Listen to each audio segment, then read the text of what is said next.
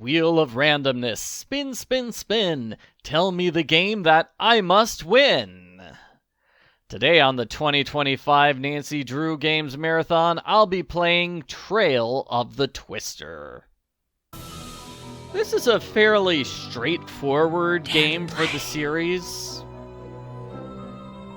There's a lot of puzzles and there's a lot of chores. Now, a lot of the games have a story about like a scary monster or a haunting going on, but not this game. Similarly, there's a lot of stories where there's an elaborate treasure. I'm Nancy Drew. A fancy treasure which is being hidden behind an elaborate series of puzzles. And that's not the case in this game. This is just Nancy's going undercover as an intern, and because she's the intern, she has to do everybody else's chores for like 5 days in a row. PG Krolmeister has hired me to investigate a series of equipment meltdowns that have been plaguing the prominent Oklahoma storm research team he sponsors. Since his team has been expected to win the $100 million grant at stake in the upcoming Green Sky Storm competition, Krolmeister suspects that there is something far more sinister than simple equipment failure going on. I'll be joining the team undercover, replacing their previous intern Pete, who wound up with a broken leg after one of the accidents stranded him directly in the path of a storm. Stepping in at the most dangerous and chaotic period of the chase season, I'm going to have to keep my wits about me to stay on top of the sabotage and the storms. Yeah, there is some sabotage, but it is mostly going to be Nancy doing other people's chores. Here's Scott, the team leader. What a terrible profile pic. Clearly, he was not expecting somebody to take his picture when that photo was snapped. It's like, oh, wait, what? What? It's not picture time. I haven't had my coffee yet. I'm going to play on senior detective mode. We do start with some excitement here. It's a twister! Whoa, oh my gosh! Yeah, check out that tornado. Not too far away. Kind of wish we could just hop over the fence and check it out, right? That'd be cool. Unfortunately, we can't do that. Now, there is some random debris which was spread around by the tornado, including a sign, whatever that thing is. I don't know what that is either. Newspaper. That's a weird piece of debris. And oh, it's a clue. Whoa, it's filled with money. Somebody on the team is taking bribes to sabotage the team. Dun, I dun, better take this and see who it belongs to. So when Nancy first shows up, there is nobody here. Just a letter saying, hey, Nancy, we're not here, but hey, we've got a bunch of chores for you to do. So, yeah. Oh, they give me 3 chores to do. One of them is visit Pa at the general store. Another is do all the filing. Yeah, I want to start the game by meeting characters, not by doing chores. Okay, so with this, I think it's the 3 dots go on the far left. And then like half the clues are about something's to the right of the 3 dots. So S is to the right of the 3 dots. I think S is like in the middle somewhere. This is to the right of the 3 dots. This is immediately next to R. So maybe like this. And then the big dot is immediately next to R. So maybe like this. And then Knut is immediately next to S. So maybe like this. No, that's not right. Okay, I threw a bunch of things on the board. Let's see what I messed up. So this is to the... Okay, Knut is to the left of the findings. Dots left of S. Findings to the right of the dots. And immediately next to R, but still left of S. Okay. S immediately... no. Okay, S left of the dots. Lines immediately next to S, though.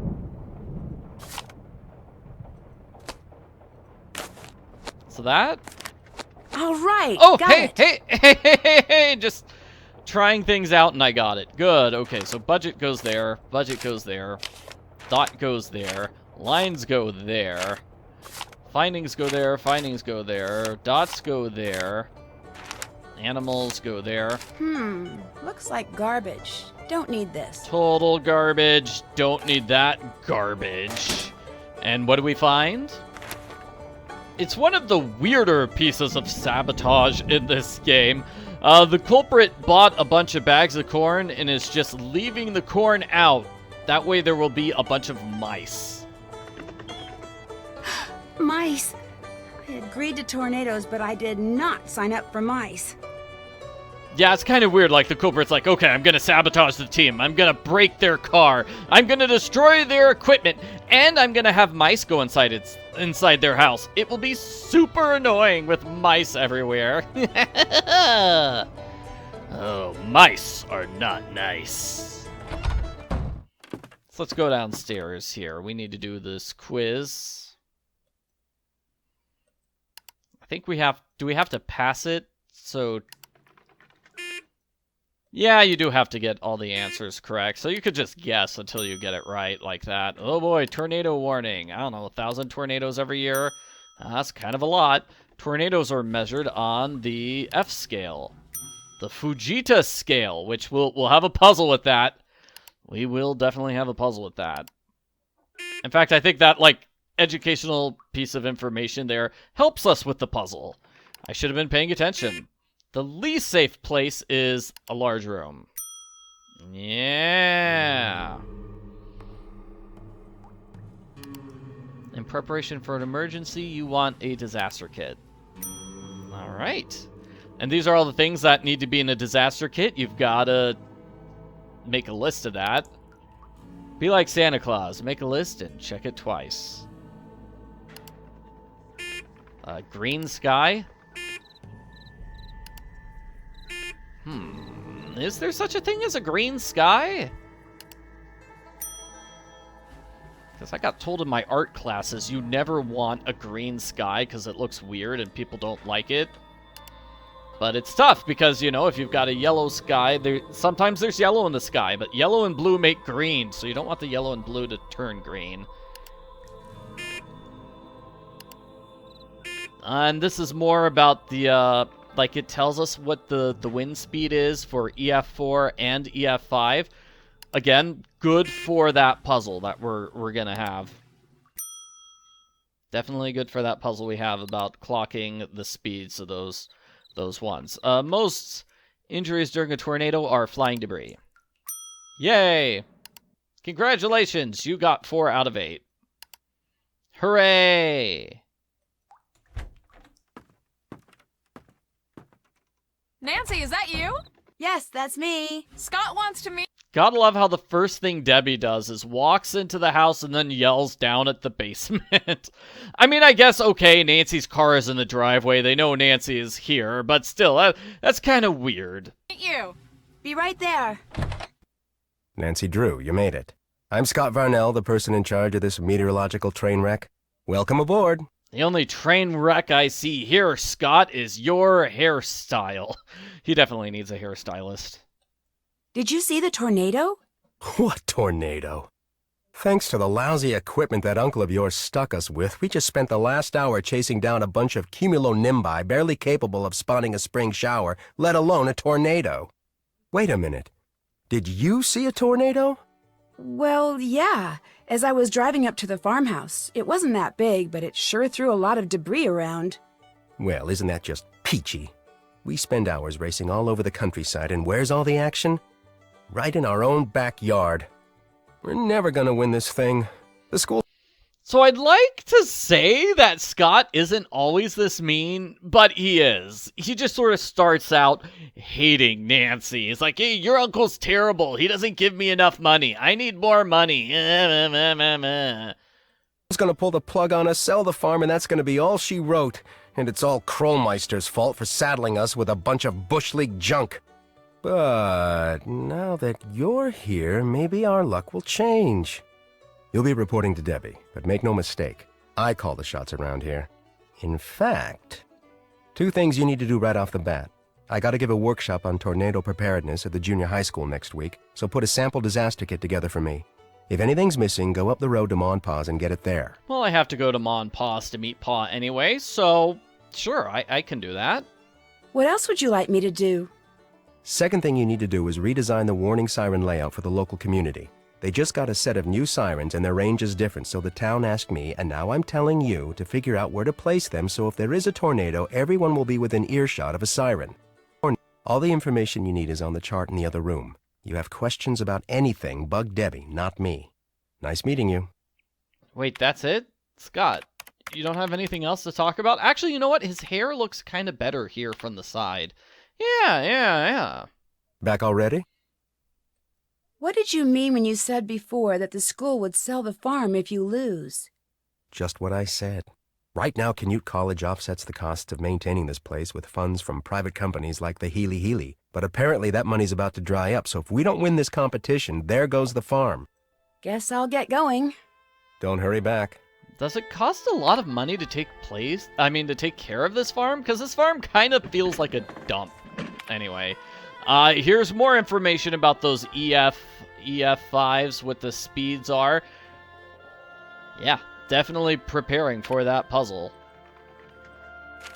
Oh, and this is a very sad thing about Ma. So Betsy Oaks, she helped at Ma and Pa's store, and she died. She died in a tornado. And it might be Scott's fault, actually. Like, there was a warning system in place, but the sirens didn't go off, and... oh, man. I had information to give. Warning for the storm, said Varnell. I couldn't figure out what it meant in time. None of us can. Yet. All we have is warning. There's nothing we can do when the tornado's actually there. Storm trackers, myself included, have a responsibility to make sure what happened to Betsy never happens again. I won't stop until we have a forecasting system that truly works. That was back when Scott was young and passionate and loved his job. Hello, Nancy. Do you remember that interview you gave after Ma died? Nope. Why do you ask? I read it, and it seems like a lot has changed for you over the last few years. What's that supposed to mean? Well, I mean, like, if I got hit by a tornado, you would blame me. But back then, you were like, no, tornadoes are tragic. You sounded much more excited about your work. Yeah, well, that's the reality of life, Nancy. You don't honestly think life gets more exciting as you age, do you? Because it doesn't. Dreams fade, hearts get broken, friends get too lost in their own lives to call. Trust me, enjoy your youth while you have it, kid, because the downhill ride, it ain't fun. Aw, that's kind of sad. Scott wants to hang out with all his friends, but they're too busy to hang out with him. Honestly, I wouldn't want to hang out with him. He seems like a very grumpy guy. I think that's the real reason his friends are avoiding him. But because they're avoiding him, that only makes him more grumpy, and that means his friends are less likely to hang out with him. You know what this team needs? A pizza party. I think like a big pizza party with everybody here, then they can all become friends. Yeah, maybe that's the solution. That's not true. Now I see why Debbie speaks so highly of you. Optimists of a feather. Tell you what, I'll admit that you just may be right. I hope you're right. I just don't think you are. Let's switch topics, all right? This has been a long enough trip down memory lane for the day. Memory, all alone in the moonlight. Guess I'll get going. Ta-ta. To be fair, Nancy's life is very exciting. Like, she is always solving mysteries and going to cool places. She has a much more exciting life than me, for sure. She's not a guy who stays at home playing the same Nancy Drew games. She doesn't play the exact same games year after year after year after year after year. What'd you think? What do you mean? What do you mean? Were you excited? Terrified? Did it make you want to go home? What? Wait, are you actually showing interest in me, Scott? That's so nice. He's making an effort. Actually, that tornado is the coolest thing I've ever seen in my life, and I can't wait to see another one. Now that's what I like to see. Wish I could get that sort of enthusiasm out of my students these days. Between you and me, the last few years I've gotten stuck with the worst students. I could be telling them about the most exciting storms on record, and all I get back is a sea of bored faces. Before they defunded my department, I got the best of the best. Students who really cared, like Debbie, but those days are over. That must really be disappointing. What are you, like 18? Do me a favor, kid. Don't talk to me about disappointment till you've lived long enough to experience it firsthand. I'm sorry, Nancy. I know you meant well. Anyway, good news is it looks like weather conditions for the next 2 weeks are going to be ideal for tornado genesis. Which means we could be in for a record-breaking string of tornadoes. You may be putting that enthusiasm to good use. I sure hope so. I know what disappointment is like, Scott. I am going to have to work for you for several weeks. It's the ultimate disappointment. Seriously, I think he would be like a terrible teacher, though. Like, he's probably like the mean teacher who just insults all the students. Sounds like maybe his life would be better if he wasn't a teacher. If he just, you know, was out trying to catch tornadoes. That seems to be the thing he really cares about. And if he could just catch tornadoes without having to teach students, I think that would make his life better. Nancy, hi! You've met Scott, the project leader. I'm Debbie, the project manager. Do you know why Scott is in such a bad mood? I've worked with him for the past 5 years, and believe it or not, that's his normal mood. When he's in a bad mood, yikes. You've worked with him for 5 years? I just got my doctorate in meteorology from Canute College.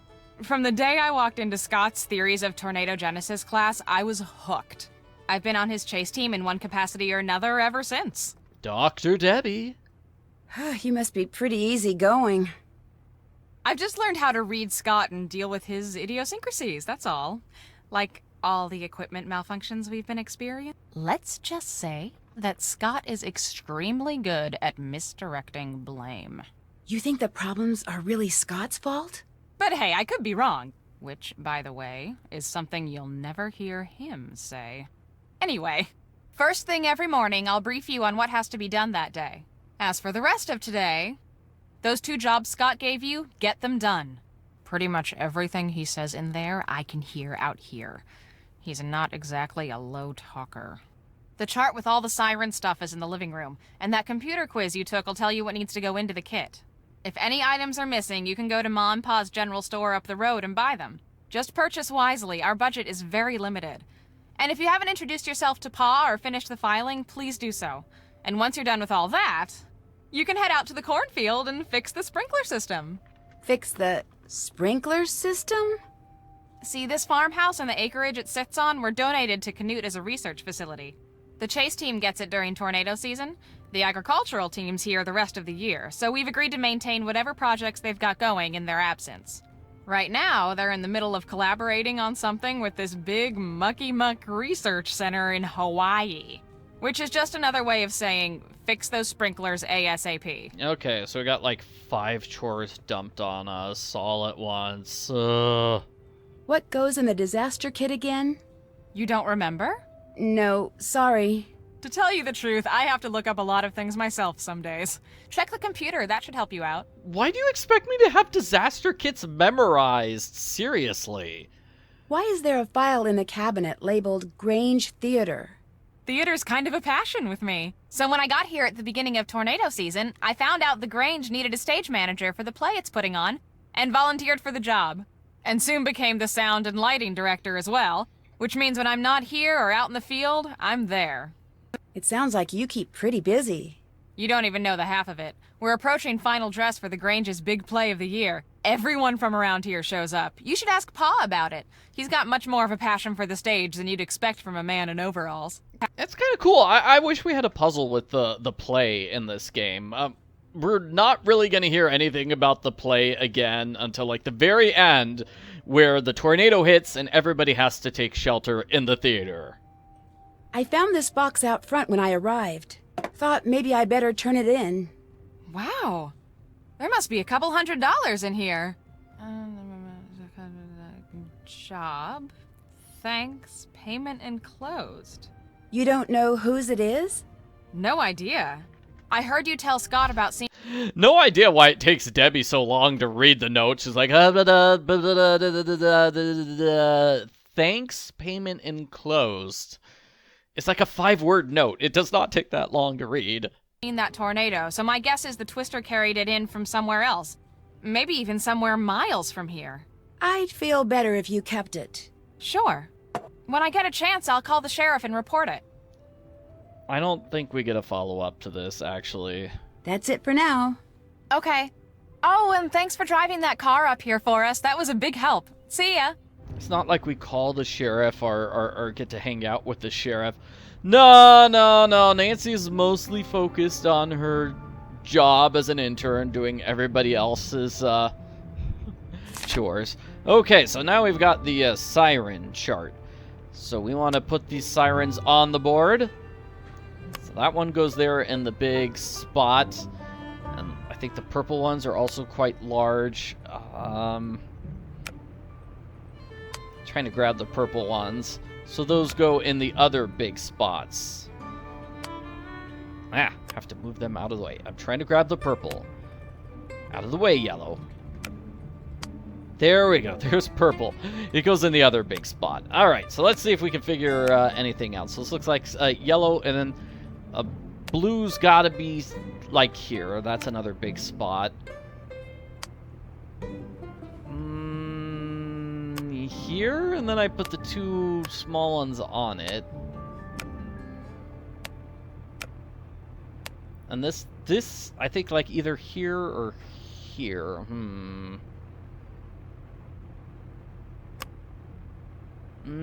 Because then I need like a small thing over here. Is there... No, that's not big enough because there's like a tiny hole there, right? This is tough. Let's see. Yep. No, yellow's not that. There's a hole. Oh! Green's not big enough for that. Blue then? Blue does cover it. It's green there. Yellow there. Green here probably, and then a bunch of reds everywhere. Nope, that's wrong.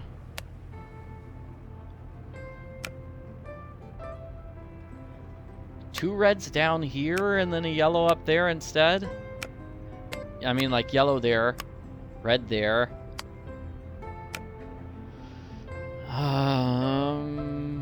Swap these.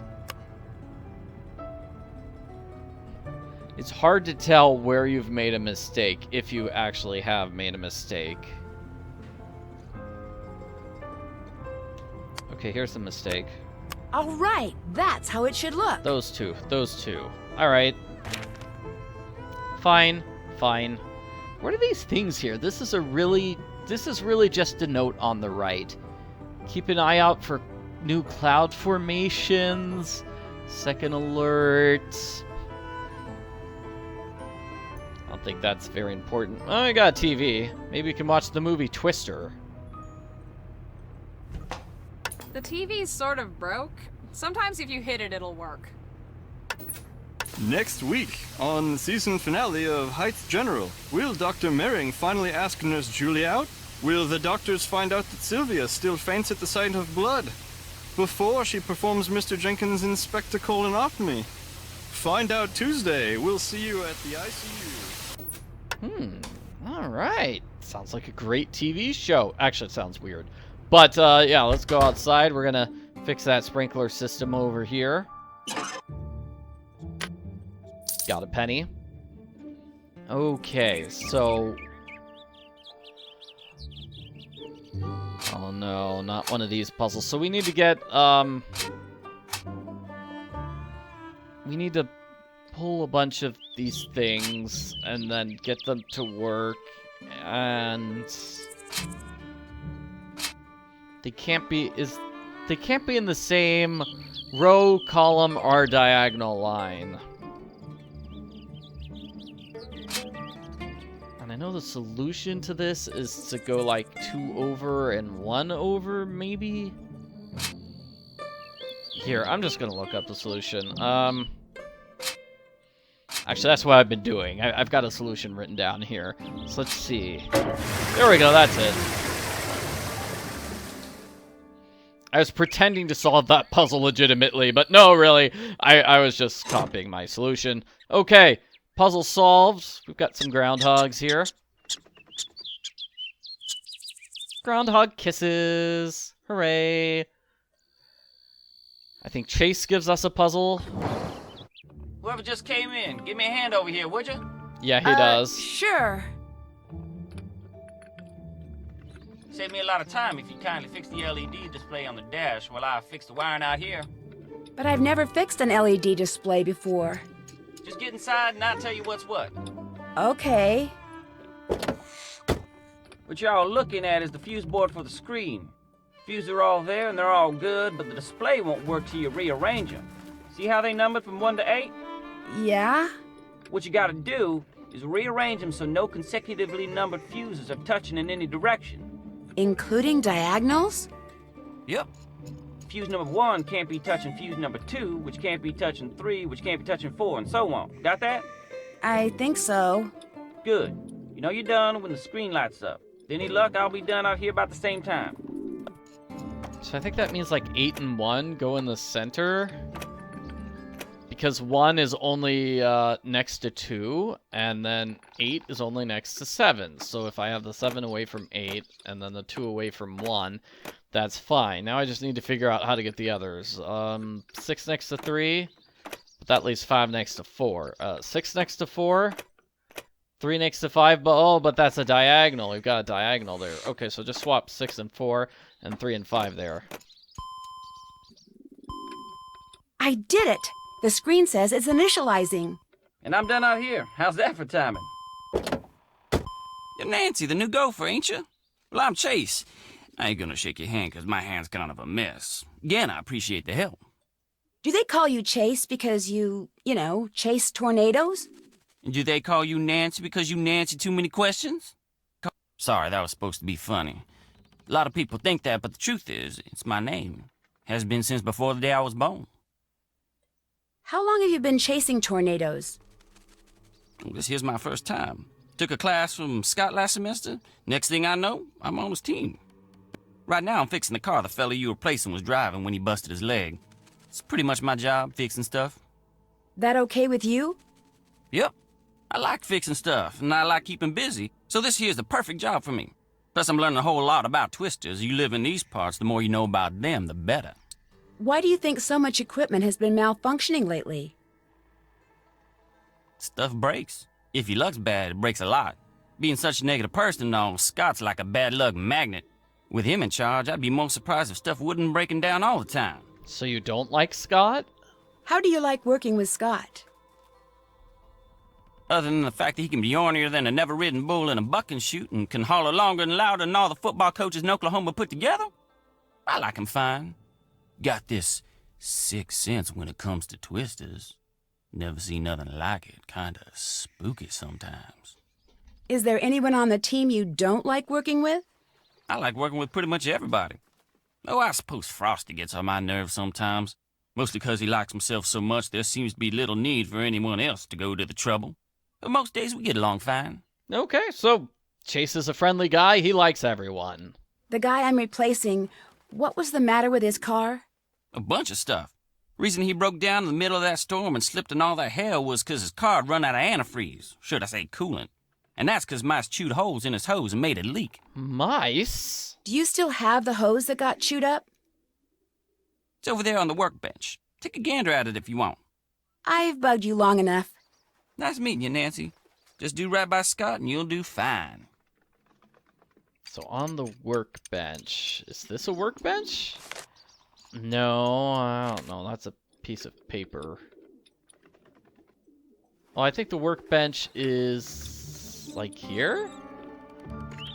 This place could really use a cat. So many mice. Where is the... This is going to be a puzzle we solve later on, but oh, here. This is it. Yeah, that doesn't look like a mouse bite. I'm sorry. That looks like somebody just punched it. Yeah. Definitely punched a hole in that thing. Alright, let's take Nancy's car up to Mom and Pa's. I do like driving in this game. It's kind of fun. And Mom and Pa's is over here. The general store. Howdy. Come on over here and be friendly. That's more like it. Welcome to Mom and Pa's. Hi, Pa. My name... I know what your name is. You're that gal from up north, Nancy, Drew. Very rude. Interrupting me. That's not nice, Pa. How'd you know that? Not bad for an old codger, huh? Why, I know all sorts of stuff about you. I even know his cell phone number, Miss Nancy Drew. Let's see, it's 523-555-4399. How'd you like them apples? Someone on the Canute team told you I was coming, didn't they? Yeah, that they did. Debbie, she told me to keep an eye out for you and gave me your number. See, if something bad happens while you're all out there chasing twisters, it's important to have a way to get help. Staying connected in an emergency is just about the best way to stay safe. I'm kind of your emergency action central. Keep your numbers right here by the phone. Debbie fill you in the way things work around here yet? Don't things work the way they normally do in stores? Not for y'all. You Canute folk got a lot of credit here, so instead of paying cash for food and equipment and such, you can charge it. You want to buy something that's not on Debbie's list, like something from the snack section, you got to pay for it using pa pennies. Using what? Pa pennies. Like this here. A little something I invented to make coming in here a little more interesting for tourists. In fact, go ahead and take it. You could use it or keep it as a souvenir. Hey, great. Thanks. Just a ma and pa way of saying nice to meet you. Haha, giving people free money. Oh, well, it's not real money, but it's still nice. Debbie tells me you're pretty involved in the local theater. Now that's a true fact if there ever was one. Nothing quite like being backstage when the lights go down. Come to think of it, it's just like that moment right before the storm hits. When the world goes dark and quiet. And all you can do is cross your fingers and hope for the best. So do you ever chase tornadoes?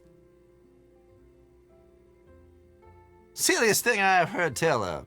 Around here, you're lucky if a tornado don't come chasing after you. People who do that are just asking for it. So you've seen a tornado? Of course I have. Pretty much everybody I know has. You research types at all your meters and sensors and recorders and such. Chasing around out there thinking you're doing something all big and important. Know what the only real thing you can do when you see a tornado is, Miss Nancy Drew? Watch. You watch this dark, rampaging monster go tearing across the land, wrecking everything it touches, till all of a sudden, it ain't there no more. You can't go after it, you can't make it put everything back, you can't even get even with it, 'cause it's just gone. All you can do is stand there thinking, now that ain't fair. That just ain't fair. Sounds like you're talking from personal experience. That I am. That I am. What else you need? Aw, poor Pa. He's got to be thinking about the death of his wife. So what's this play about? About this place, of course. From covered wagon times up to today. All about the men and women that made this town what it is today. I'm playing Percy Rutherford Hardcastle, town sheriff and the area's first librarian. Back in those days, wasn't no small thing to return a book late. That sounds interesting. Gonna be. If you're not out chasing twisters opening night, you should come. We're pretty near sold out, but I'll try to save you a ticket. Well, it was nice meeting you. I was just gonna say the same thing. Y'all take care now. Yeehaw, well that's Pa, and we got a couple of puzzles here. One of them is Land Rush.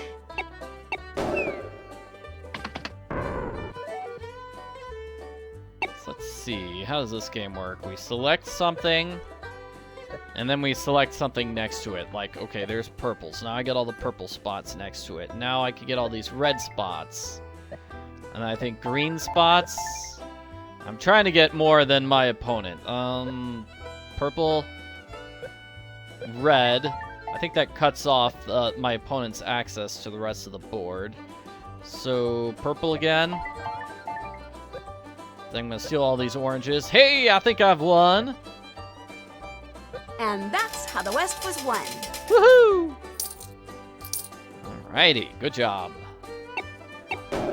Let's see, isn't there like some sort of silly glitch with the puzzle where I make a selection and I back away and the game says I won? Yes, that is true. Well, I'll just do this several times. I forget how much money I need to beat the game, but I think it's like 400 or so. We need to buy a bunch of cheese for the mice. For that mouse hunting puzzle that we'll be doing over and over and over again. Alrighty. That's enough of that. And then here's the puzzle with the Fujita scale, which we're gonna solve eventually. Not yet. Jackalope fight. It looks like it won't accept paw pennies. Oh no! Oh. The divining rod that's supposed to be here seems to be missing. Someone done stole the divining rod. Well, how about that? That's not good. Got information about homesteaders.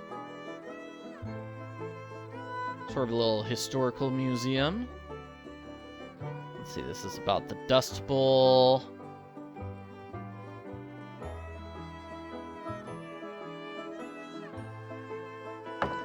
Let's solve this shopping puzzle. Okay, the budget's $29. See, salt. Oh man, I can't keep track of this. How many green things did we get? Was this okay? We've got one blue thing there. So blue is buy 2 items, get 1 free, and then this is green. Well, it looks like there's only one type of sugar. It's gonna have to be green sugar.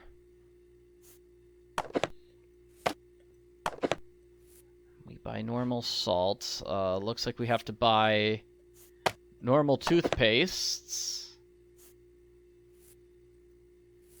This is where we can buy the candy. But let's not do that now. Let's get this puzzle figured out first. I don't have to buy any milk? Okay. So let's see. Batteries. Which one is better? They're both the same price. I guess it doesn't matter then. Then, yeah, I wish there was a thing that told me how much of each blue product I have and how much of each yellow product I have. Let's see. How much blue, how much green, how much red. Okay, that looks good. Now let's see if I could get the water bottle correct. Do I have a yellow one? That puts me in the negative. So let's go with the blue one. I already have one of those. So let's go with the blue one instead, Nancy. See if the blue one works. Oh no! Yeah, see, they're both putting me over budget here. Oh no! Yeah, see, if it told me how much of each one I've got, that'd be great. One will be enough. What else do I need?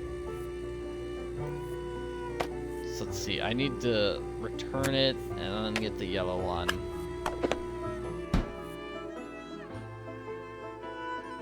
I think that's everything. Now I just need to make sure I've got another yellow. I have enough of those already. Like maybe it's that. I mean, I guess, like, you can tell this is yellow because it's got a yellow. There we go. Is that it? Is there any other item I need? One will be enough. What? I have enough of those already. Okay, we've got duct tape. We've got that. We got the batteries. I don't need to have 2 of those. Flashlight. Oh, bleach. Ugh, yuck.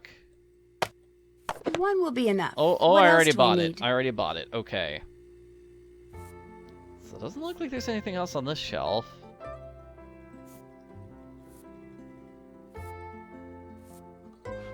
Already got the toothpaste.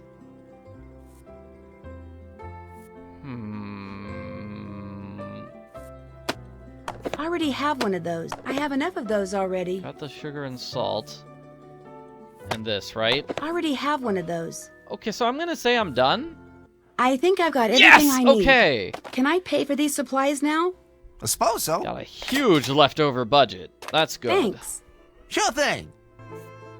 That's good. That's good. That's good. And let's get some candy. 3, 4. I think 4 things of let's get a 5th thing of the cheese just to be sure. Really cheap lollipops.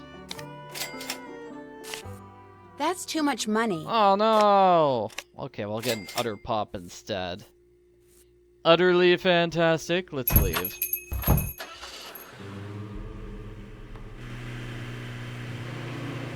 Let's see. Driving back to the... Ow, don't get in a crash.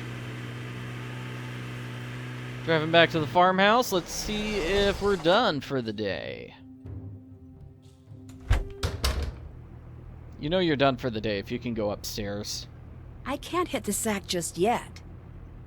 Oh, right. I think I need to put everything into the disaster kit downstairs because that will let me meet this guy, Frosty. Hey, Frosty. Hi, I'm Frosty. As you can probably tell from all this equipment, I'm the media guy.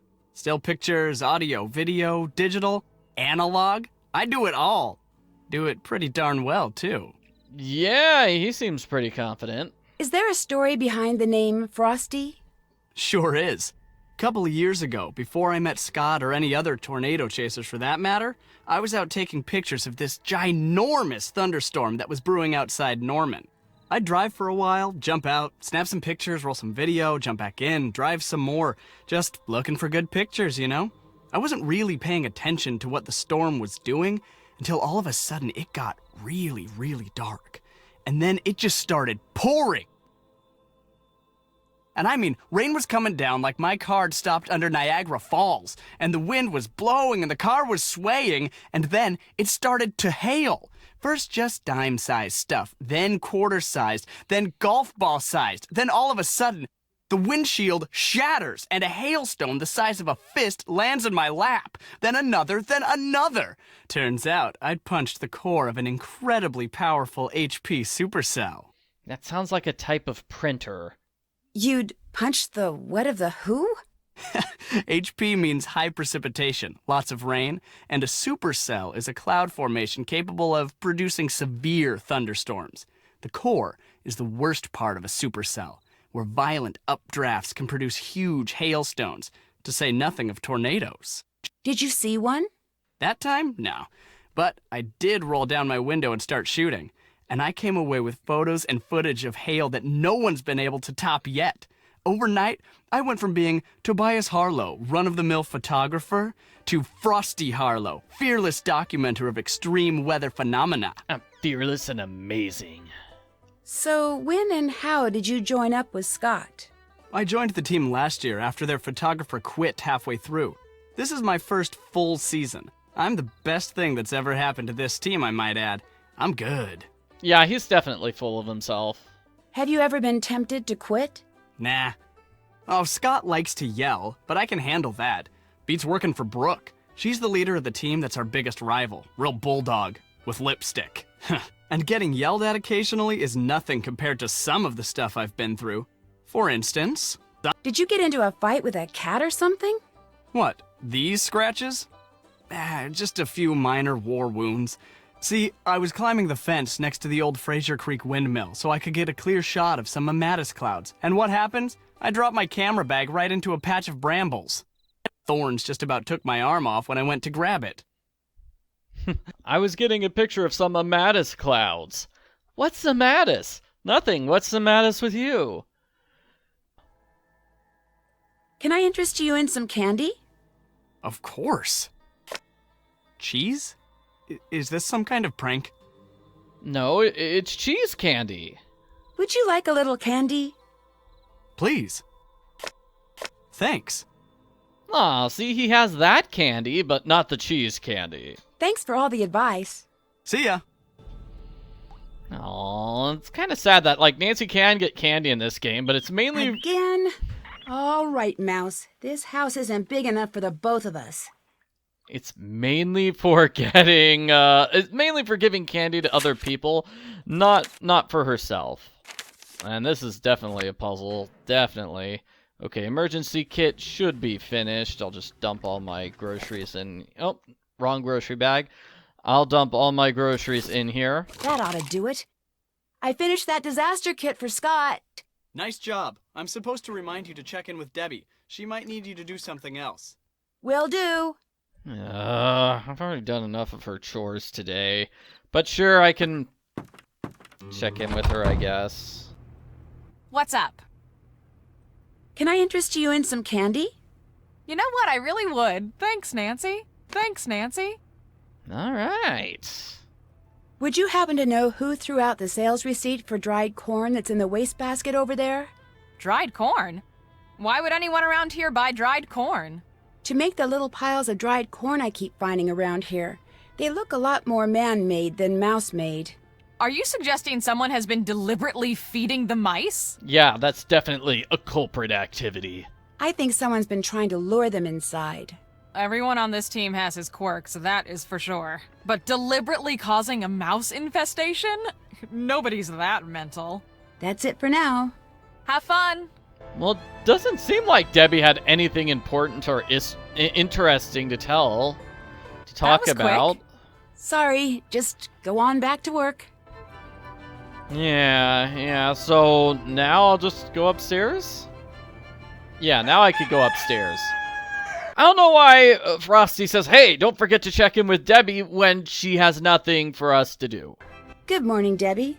Nancy, good morning! Got a few things for you today. That storm really shook up those sensors out in the cornfield. Could you put them back in line? After that, you should go spend some time in the field with Frosty. He really wants to show you some of the basics of storm photography. Any chance to show off? I'll check back with you in a bit. Have fun! All right, so fixing the sensors in the cornfield, easy enough puzzle. It looks like I need to connect the red beam to the red sensor and the blue beam to the blue sensor. The reason why it's an easy enough puzzle is that the red ones just go on top and then the blue one goes on bottom. Let's see. At least I think that's it. Let's see, the blue one has to go here, so this has to go up.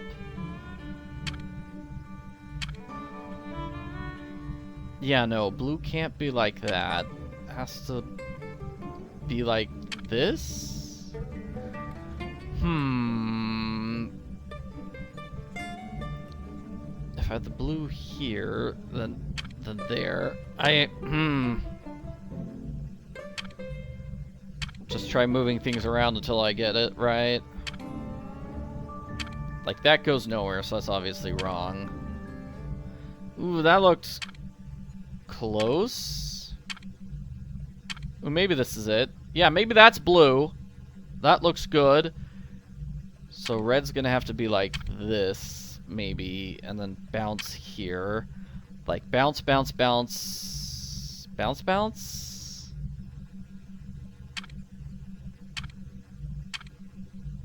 Got it. No, oh no! Don't got it. This? That looks right. Got it. Okay, good job. No, I am staying at Canute. As it is, he's already near the edge. We just have to give him a little push. No one is going to suspect a thing. I don't know how I feel about this anymore. This is not what I agreed to. I mean, when I said I'd help you, I didn't mean... Way too late to get cold feet here, Frosty. Scott needs to be taken care of. You know that, and I know that. You're right. But we can't... No, you're right. It's time to get rid of him. Hello? Krolmeister. Very exciting conversation there. Like, Frosty and Debbie are working together to get rid of Scott. Like, it sounds like they're purposely causing accidents, so Scott will get fired. Yeah, and we can't talk to them about it. We can't talk to Frosty about it. We can't talk to Debbie about it. Nancy's just gonna pretend she never heard that. It's like she's deliberately ignoring the mystery. I don't like that. And now we're gonna have a phone call with our boss, PG Krolmeister. You don't have to talk to him in this game, but he does call you at this point, just to remind you that he exists. Here, this Nancy Drew? Yes, it's me. No, indeed. Just when were you planning on bringing me up to speed on all the goings-on out there in Tornado Alley? Sorry, I meant to call. Actually, this isn't the best time. Well, that's no excuse. In fact, it's all the more reason to call me and keep me up to the latest on all the happenings going on out there. Okay, I'll make sure to do that. You had better, Indy. I've got my hands full down here at the warehouse. I don't have time to follow up and make sure you're getting things done out there, all right? Now, tell me what you've dug up on the team so far. Tell me about this Scott character. He's a little hard to read. There seems to be some distance between him and the rest of the team. It might be because he wants it that way, but there could be something else. it's almost like no one fully trusts him. Interesting. You'll make sure to keep a close eye on that one. Of course, but... But he's not your only suspect? Right. Well, good. Don't hold back. Tell me everything you know. What's up with the shutterbug? Frosty, is it? He and Debbie are plotting something, and whatever it is sounds a little sinister. Plotting? How so? Well, I overheard them talking. They were talking about how someone, I assume Scott, was close to the edge, and they were going to do something about it. You stay close to the both of them. Report back to me when you're done. All right. Yeah. That particular conversation with PG, I feel like, yeah, we just heard that conversation between between Frosty and Debbie. I don't think this is the right one. So which car do I take? This isn't the right car. This one? Don't forget me. Yes, it's really simple. Just go straight to Nancy's car, Frosty jumps in, and we get to learn how to do let's start taking picture All taking. right, where's the best place to go? We've got a lot of different formations to spot, so if you head on out to the Fraser Creek windmill, that'd be perfect right now. So that's like somewhere down here. I don't know.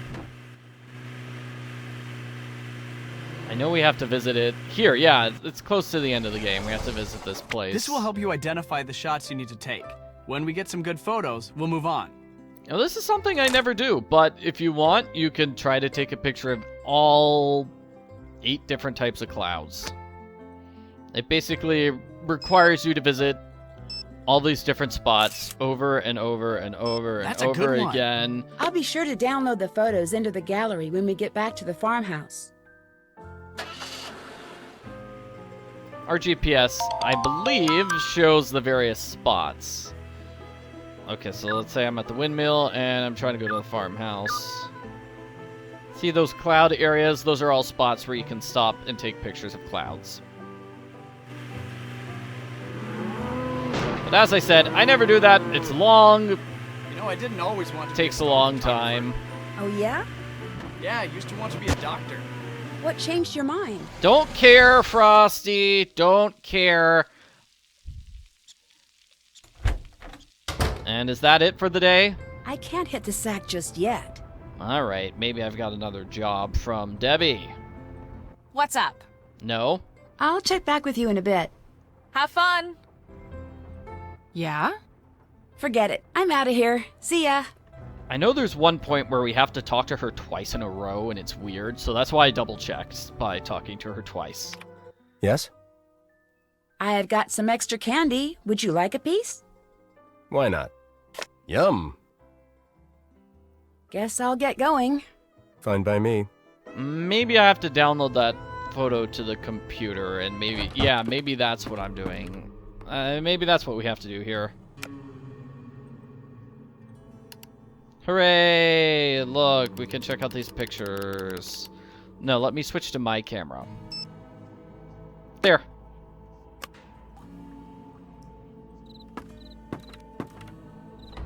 Or maybe Chase has something for me to do. I don't know. Let's see. Nope, that was it. Just download the photo. This is a broadcast of the Hello? emergency Is someone notification there? system. There have been multiple reports of a tornado touchdown in the area. All listeners are advised to seek shelter until further notice. I better get down into the cellar until the storm passes.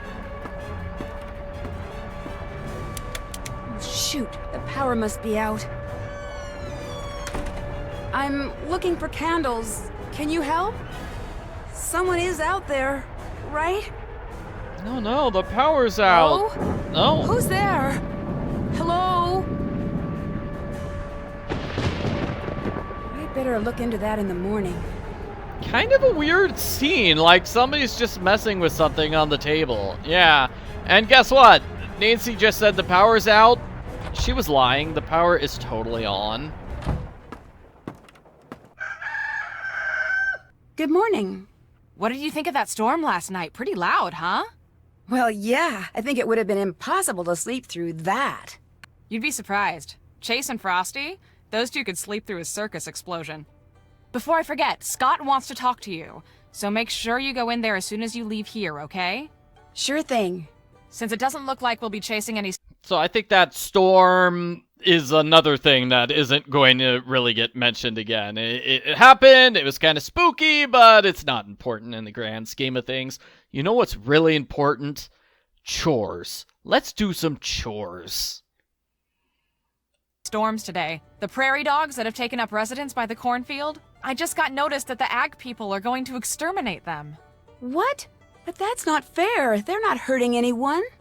You're right. Fortunately, there's time for you to move them to the other side of the barn, but you're gonna have to move quickly. I told Chase to come up with a way to move them so they don't get hurt. Hopefully he's figured it out by now, so after you talk to Scott, go talk to Chase. Got it. Great, thank you so much. I do it myself, but I'm buried in work right now. You're a lifesaver. Literally. Honestly, I have no idea what work she does. She just hangs out at her computer all day long. So, well, what was the person doing? Reading Frankenstein, I guess? Frankenstein. And then we've got some letters for Debbie. Maybe the person was going through Debbie's mail, but like, who would be going through her mail in the middle of a storm and a power outage? So she is getting a job. Debbie got a good job offer. From multiple universities, it looks like? I don't know. Well, good for her. Good for her getting a job offer. Nancy, Scott's waiting to talk to you. Don't forget. Yeah, don't care. I'm going to Chase right away. Care more about him. Hey there. I'm supposed to relocate those prairie dogs. How do I do that without hurting them? By using the handy-dandy prairie dog vacuum I just invented. Won't hurt one single hair on their furry little heads. At least it won't after I replace this tube with a bigger one. How soon you supposed to move them? By the end of the day. Well, then get yourself over to Mom Paws and trade this tube in for one that's a bigger size. I'll set you up as soon as you get back. Great, thanks. Sounds good. Anything else on your mind? I'll check back with you later. See you around. Now, you can ask him about paw pennies, and then he'll give you this puzzle. This puzzle. You don't have to do it, and honestly, I don't need paw pennies for anything. So, I think I'll just leave. I got all the paw pennies I need. Yeah, that's a puzzle where you have to just make connections between circuits. And he gives you a little bit of money each time. Well, if it ain't my favorite customer. I need a bigger tube for a vacuum Chase is building for me. Can you help me out? Sure, long as you do a little something for me. What's that? Head over to the snack aisle. You can update the display I got set up over there. Sure. Oh, and here's a really mean thing. Like, Nancy read the article. She knows that Ma is dead, but she's going to harass Pa about his wife. I was just wondering, where's the Ma part of Ma and Pa's? Ma? Oh, she's around, and, running errands and such. She'll be in later. What else you need? Oh, and he pretends she's still alive, which is sad. Have a good day. See you soon. Oh, no. Yeah, that's just sad. Okay, so I was fixing this puzzle. That's not it. The candy display. All right, now here we go. We want to get all these candies in here and make sure they're all set. Now, where am I going to put them? Oh, let's see. Maybe I put this big one here. That looks good. Typical Nancy Drew puzzle, like just putting things into place to make sure they all fit. I think those two go there. Cocoa Kringle goes there. Ooh. I think I messed up. Yeah, I don't have enough room for these moon chunks.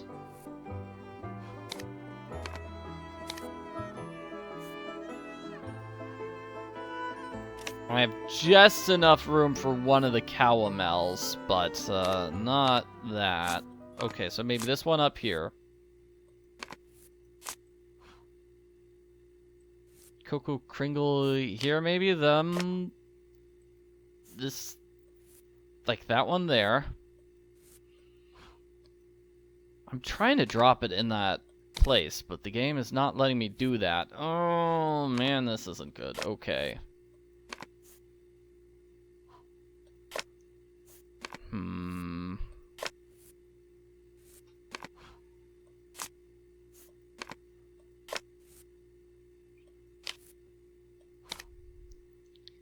Yeah, gosh.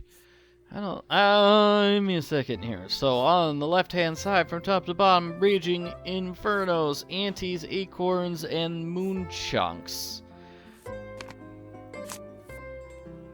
Alright.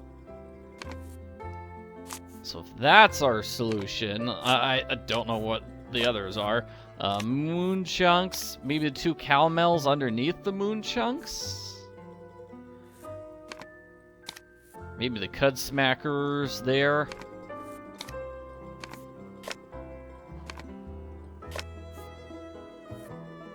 Yeah, see, that can't be it, because then there's no room. That leaves a small gap.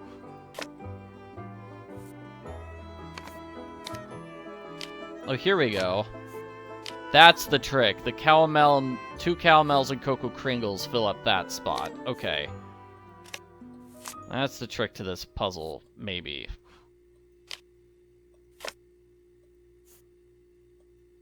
Come on, go inside. That's gotta be it. I did it! Yay! I did it. Okay. Whew. Well, if it ain't my favorite customer. I finished up the candy display. Atta girl. Here. Thanks. What's going on there, Nancy? Did you know the divining rod that's supposed to be on display in your museum is missing? Missing? Why, I had no idea. How do you like that? Somebody must have took it. When did you last see it? It was there when I dusted, and that was just last week. It wasn't last month. Anyway, I can't imagine why anybody'd take it. All thing it's good for is fine and all. That's pretty much just a superstition. For most folks, that is. Some people around these parts still swear up and down divining rod's work. Well, guess I'm just gonna have to whittle me up a fake one and stick it in the display. Just be our little secret, okay? Have a good day. Don't let them canutes work you too hard. Well, I mean, is there a difference between a real one and a fake one if the real ones don't work?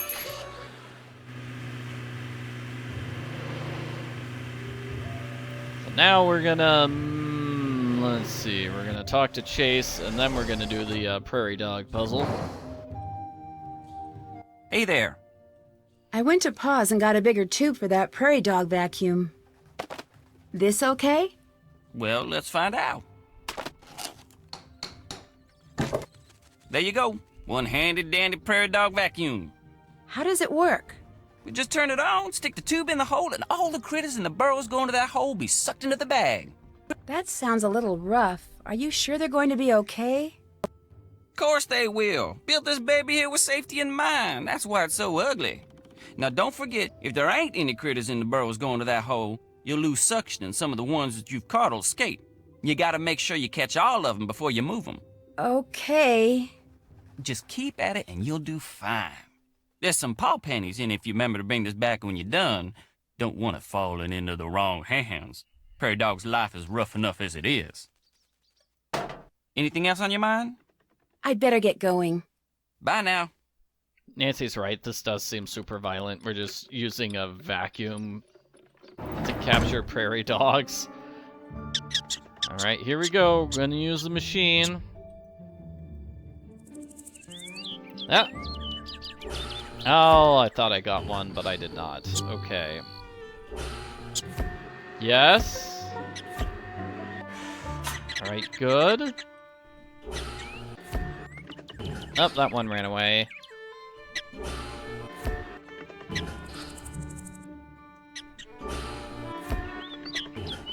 Yeah.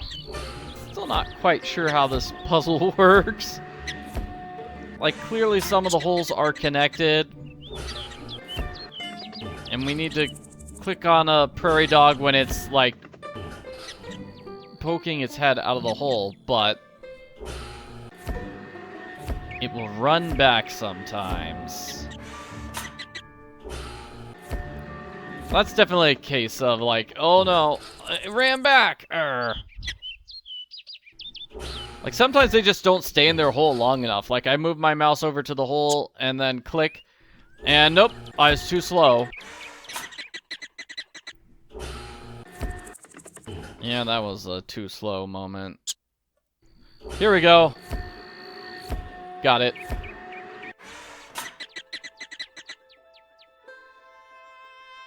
So it's not a bad puzzle. Just takes a while sometimes. Looks like the perfect new home for the prairie dogs. I'd better empty out the vacuum here. Here you go, little guys. Good luck in your new home. Alright, and you are supposed to notice this after that puzzle. It kind of looks like the money box I found at the farmhouse. It's a little too easy not to notice it, though. Terms are agreed. You need to get these and an HP, the high precipitation storm. By June 2nd, I'll give you $550. Woo! Nancy's gonna suspect Frosty. Frosty's leaving secret messages here by the roses, and that's how his arm got scratched up. At least I think that's the story here. Hey there. I'm all done with the prairie dog vacuum. Here you go. Alrighty then. Anything else on your mind? I'll let you go. Bye now.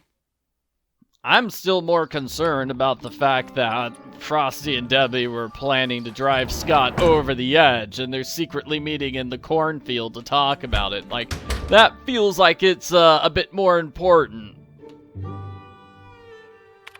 Nancy, hi. Look, Debbie tells me it would be good for morale if I gave people around here a few attaboys every now and then.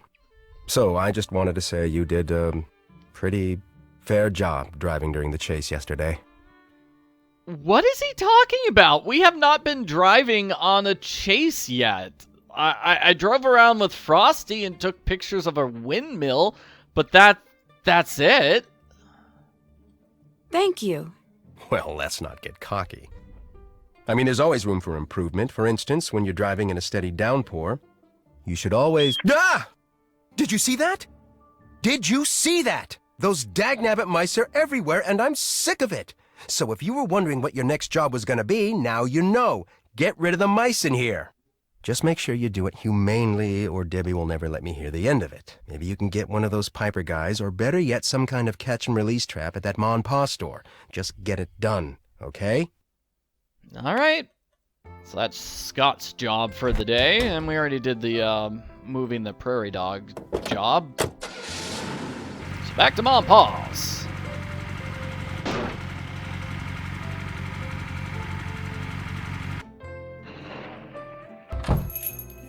What's going on there, Nancy?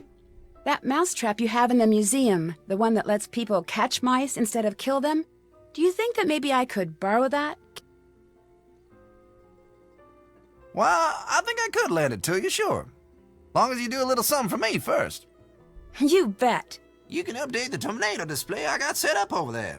Just move the stuff on it around till it compares the old Vegeta way of saying how bad a twister is. You know, F1, F2, F3 and such. Until it correctly compares that scale to the new one. You know, the enhanced Vegeta scale. EF1, EF2, and EF3, and the like. The scale they switched over to a couple years back. You might have to do a little reading, but you can do that for me in return for the mousetrap, right? No problem. Atta girl. Alrighty. So now we get to do this. I pointed out the various things inside the house which tell us what to do, and I've got the solution written down. So it's going to be like 40 to 72 over here, then 45 to 78. Then it's going to be 65 to 85. And now, I mean, we could just get everything else figured out. So 73 comes after 72. 79 comes after 78. And then 86 comes after 85. So 110. Well, 111 comes after that. That's 111 to 135. So 135 is followed by 136. Now we've got 165. 166 has to be the next one. That goes all the way up to 200, 201 plus. Now let's do this one. 117, that's followed by 118 to 161. So next be 162, 209. So it's going to be 210 after that. That goes up to 261, so this is going to be 262. So here, 113, 158, 207, 261.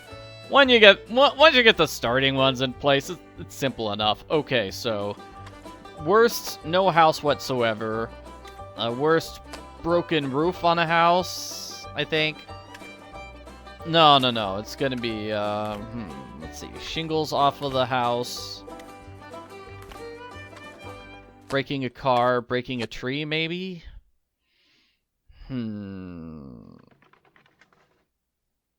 Oh, first one is the tree branches. Howdy, Brooke. Stocking up again so soon? Are you just back 'cause you missed me? A little of A and a little of B. Well, go ahead. What's the word out here this week? Don't keep me in suspense. It's been nothing special to report now, I guess. Nothing to report? Nothing at all? Are you feeling all right? Yeah, oh, sure. It's been as slow as weeks, all. Not even any good gossip about Scott's team? So this is Brooke. Frosty mentioned Brooke. She's the leader of the rival team. She's kind of mean and nasty. We never see her, though. We only get to hear her from a distance, like here. So you know that she's not the culprit of the game, because she's not like an actual in-person character. Any new blunders I can take back to the guys? I know it can't be smooth sailing over there these days. I mean, come on. No. Very smooth sailing with Scott's team is what I always say, but just remember, I got a lot to do in the store. Better get to that. You just grab anything you need now. Take some candy on the way out, too. It's all me. Okay. See you around, I guess. Sounds like Pa gives away free candy in exchange for getting you away from the store as soon as possible. Maybe I should start being mean to him. Maybe I would get lots of free candy that way. Well, congratulations, Nancy. From what I've seen, you got that Vegeta display set up just perfect. So go ahead and help yourself to that mousetrap. Y'all earned it. From what I've seen, what did you see? Like, there's a door in the way. What? Silly Pa. Okay, where's that mousetrap? There's gotta be somewhere around here. Here. Wow, I'm surprised Nancy noticed it. That's pretty hard to notice. Okay, so getting rid of the mice in Scott's room. So I just realized, like, Scott was talking about, oh, you did a good job driving on the storm chase. The storm chase is actually here at the end of this day. So clearly that was a conversation which was supposed to be on, like, day 4, not here on day 3. So they kind of goofed up there. Oh, well. So let's see, I put in some cheese to lure the mice in the cage. I'd better make sure to fill all of the traps. Make sure you catch all of them. Thanks, Scott. I just said that out loud to myself. You can turn that.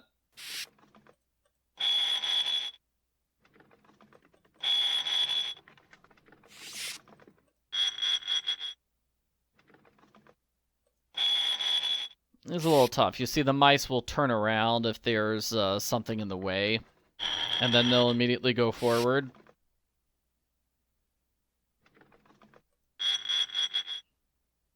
So here I'm just going to wait for the mice to fill up this particular column, which should happen eventually. Like, this mouse is going to go forward.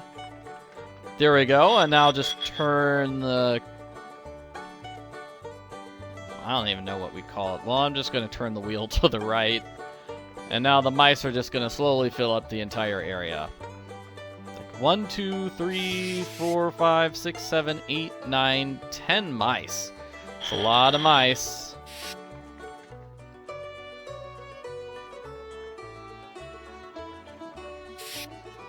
That should do it. I got him. Well, finally. Now take them outside and dump them. The spring house out on Old Orchard Road. That should be far enough away. Let them go there. You got it.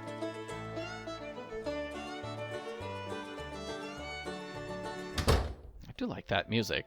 Okay, the spring house. That let me get my GPS. GPS. Spring house, and I'm at the farmhouse, which means I'm just going up, right, up, and right.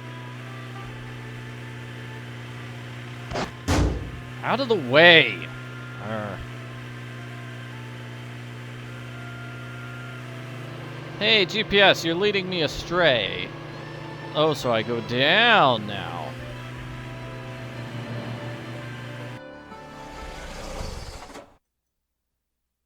Man, let's see. I let go of the mice here. That is not all the mice. What happened to the other half of the mouse party?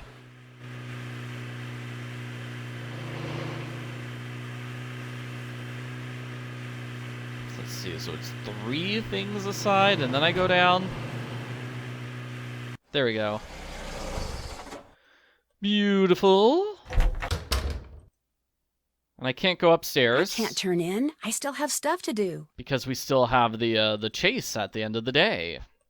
Let's move! This storm here is it about is. to go critical. We need to get out in the field now. You're riding point with Frosty. Scott and I will be tracking the storm. Let's go! Like, it kind of comes out of nowhere, too. Where she just suddenly yells at us, hey, guess what? There's a storm. Let's go now. It's like... Wrong car. There was no mention of the storm. This isn't the right car. So that's like another... I don't know if that counts as a mistake or not. It does feel like a mistake. We're gonna get a twister! Just to randomly say, hey, there's a storm, we're leaving. When I spent the whole day basically just playing with prairie dogs instead. Here's a storm. So we need to pull over here. Oh, check that out. No. No. Shoot. Video camera just died. Here, fix it. I've got to keep shooting stills. No, I was playing with my camera. Okay, so this is the... what do you call it? Not nonograms. Renograms puzzle? Whatever. We did this earlier in Shadow at the Water's Edge. I think that's the game which came out right after this one, unless I'm mistaken. Yeah. So we've got to go 5, 6, 7, but it could be 5, 6, 7, 8. Okay, so 8 to 10 is easy, because it's got to be 8, 9, 10. And then 10 is trying to reach 14. So it could be like 11, 12, 13. No, it can't be. So could it be like 11, 12, 13, 14? It could be. So 11 could be here, or 11 could be there.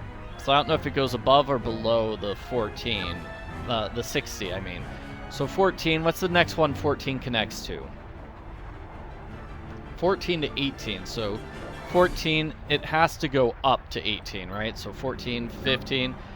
But here it could be 16, 17, or it could be 16, 17. Can't quite tell. So 18. Oh, but this is 22. So that's got to have to connect to like 21 here. Right? So that means this has to be 15, 16. And then I don't know about the right-hand side. 18. No, this has to be 20 here. To have like this complicated dance between the 17 and 18. So there we go. I think that's what we have to do. And then it's...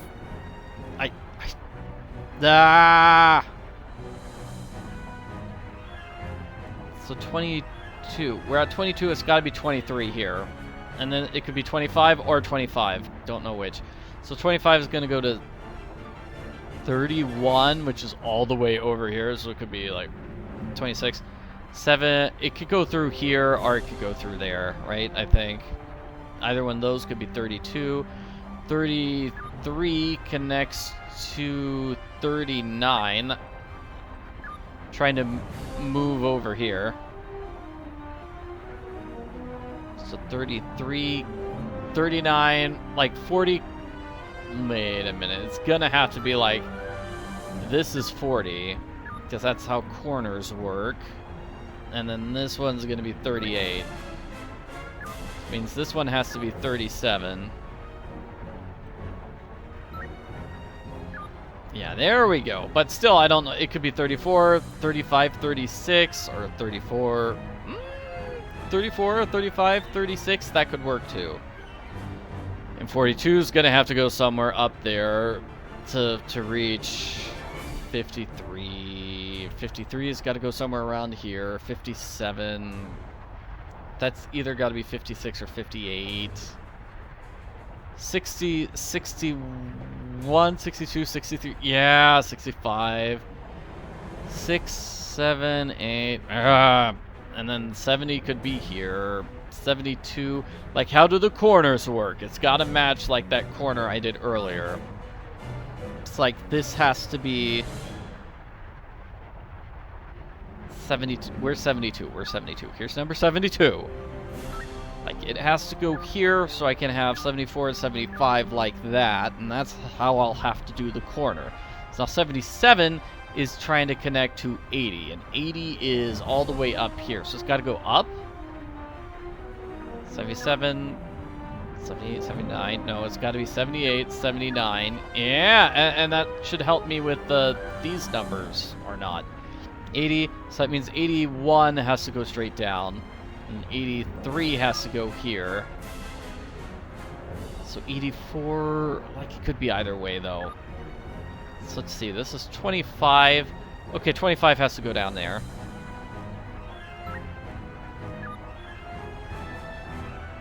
So what goes in this random spot? This has to be like the 70, right?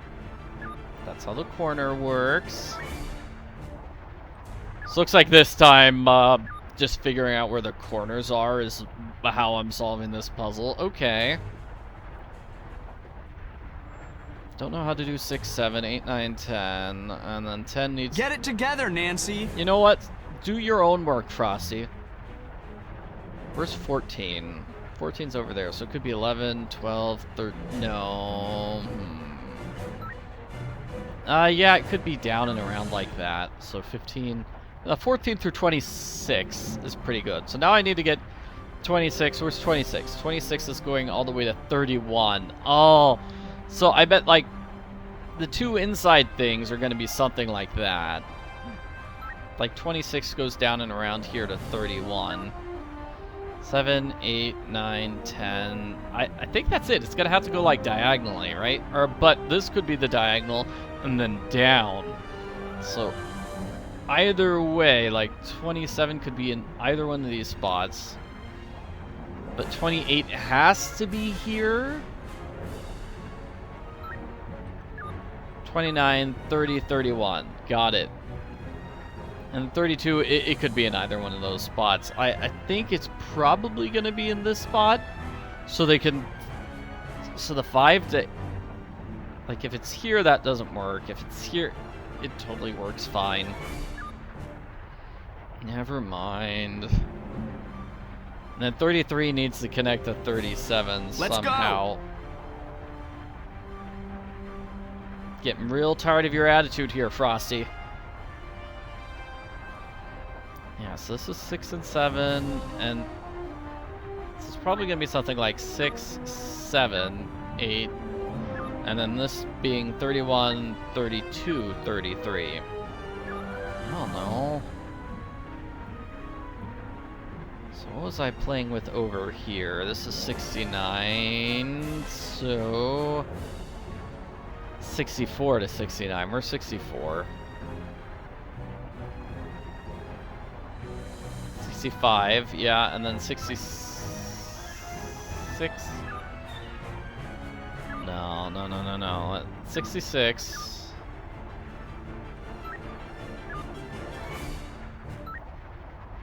67, 68, 69, 70, 80. That gets me all the way to 84, and then that's like 85, 86. No. I'm trying to pick them up. 86, 87, like that.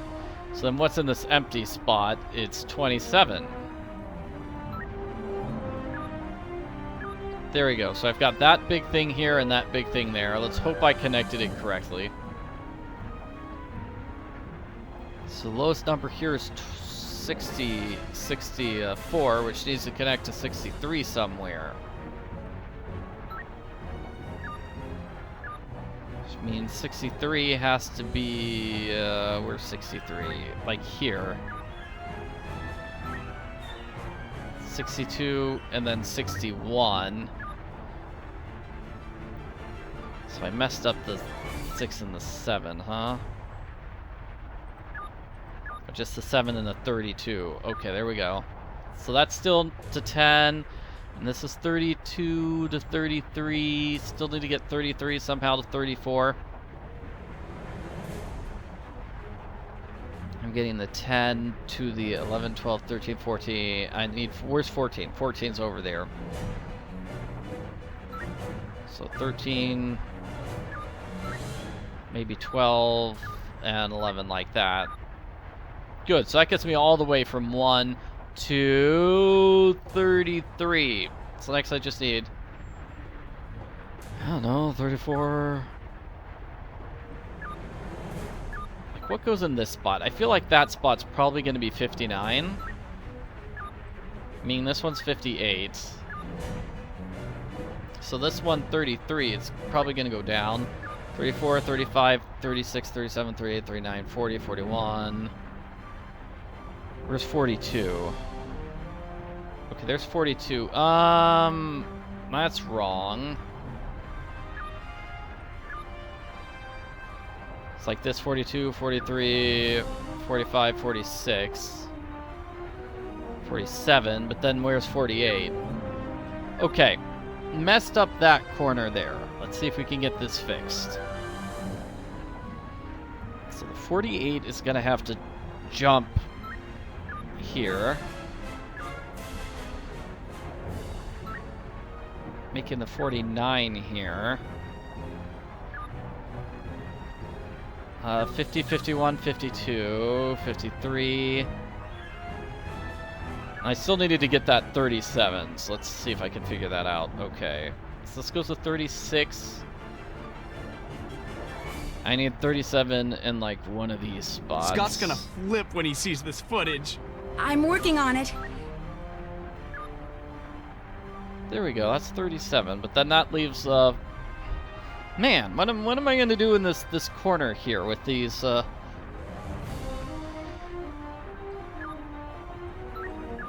Alright, throw these out. Has to be 8, 9, 10.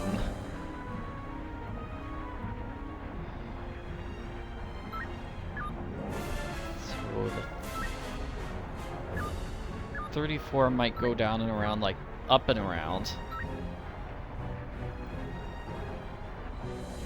Where's 35? 34, 35, 36. There we go. Okay, now let's just get these other smaller ones up here. Right? That's 1 to 40, 1 to 42. Now I need to get like 43. Maybe they're all down here like this. Yeah. Maybe. And then 54, I just need to get 54, 57 somehow.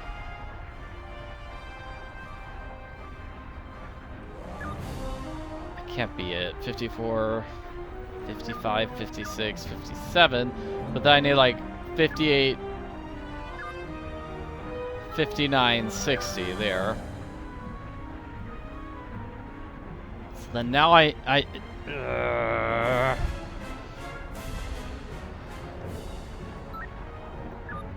56. Swap those two. No, that's not correct.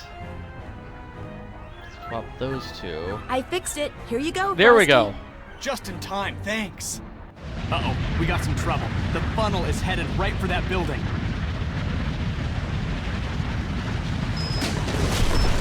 Look at that!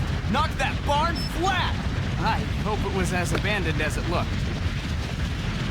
In an abandoned barn. Okay.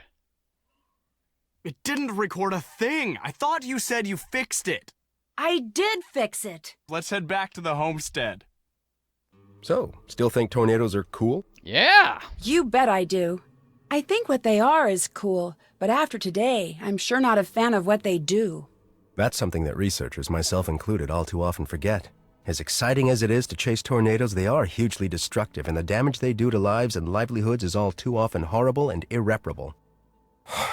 What a disheartening day. An EF3, and we failed to get so much as 1 inch of footage on it, thanks to you. What do you mean, thanks to me? Frosty says you failed to fix his video camera in time to record anything. Lies. But that's not true. I fixed it in plenty of time. Look, I don't want to hear excuses. Just go. Call it a day and make sure it doesn't happen again, okay? Okay. Jerk. Yeah, we got the video footage. I took a picture of it with my phone. Whatever, day 4. Hi, Debbie. How's it going? Morning, Nancy. Looks like it's shaping up to be another big day for all of us. First things first, we've got huge communications problems right now. I had Chase fix up the GPS. I mean, Scott's a member of your team. Of course you're having communications problems. Units and add the comm antenna location. I need you to take a trip over to see what the problem is. After that, I know Chase asked if you could drop by and talk to him, okay? Okay, so it's a chase day. I better get to work. Have fun! Sounds good. We have to do Chase's stuff twice. Okay, so she said, just go to the antenna. And I think that's on our, GPS. So just go straight down, basically.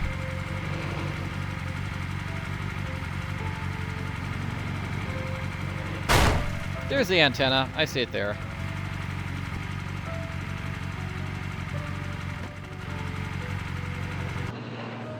The wind sure did a number on these things. There's pieces of them everywhere. Ugh, this puzzle. Alright, just rotate the pieces. Click to get them in place.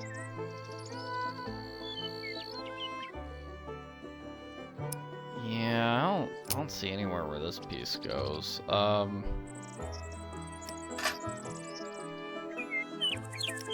Is this good? There we go.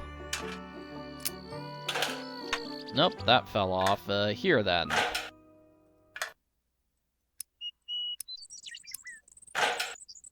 Beautiful. I think this one goes there.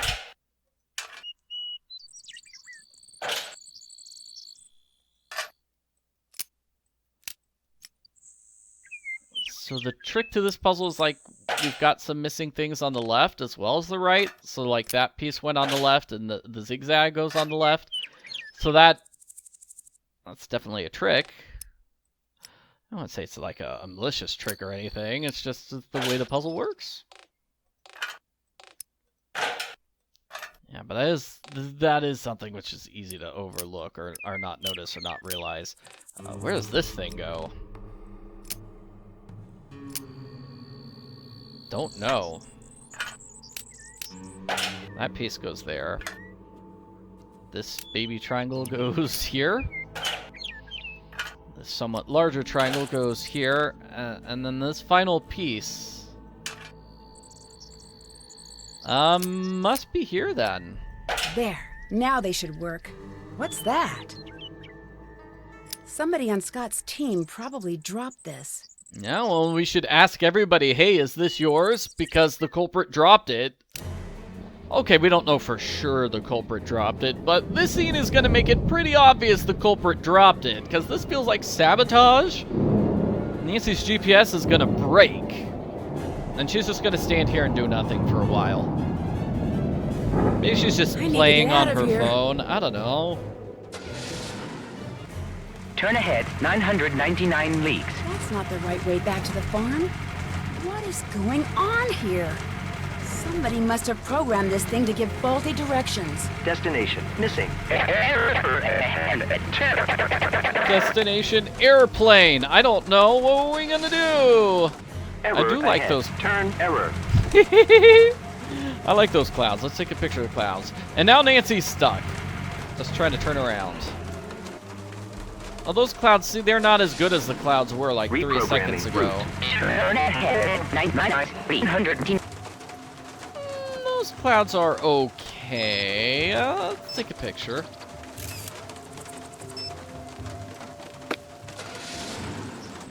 Alright, so let's go back to, Continue driving. Reprogram destination if needed. I think we got out of the way of the storm, right? Drive Oh, there's the farmhouse. Come on, Nancy, turn. Right. There we go. Turn, now let's meet Chase. Nancy, now this is what you call perfect timing. I was just getting ready to put the transmission of this car back together. But seeing as you're here and seeing as Debbie said I should feel free to give any job I don't have time for to you, that's just what I think I'll do. Sounds like fun.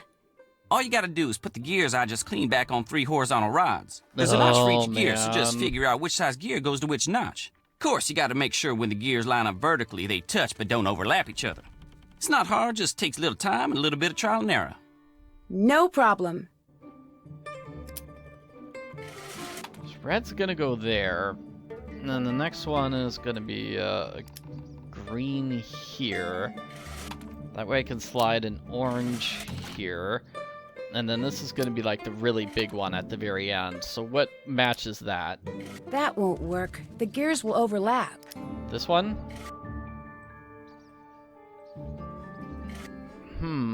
Alrighty.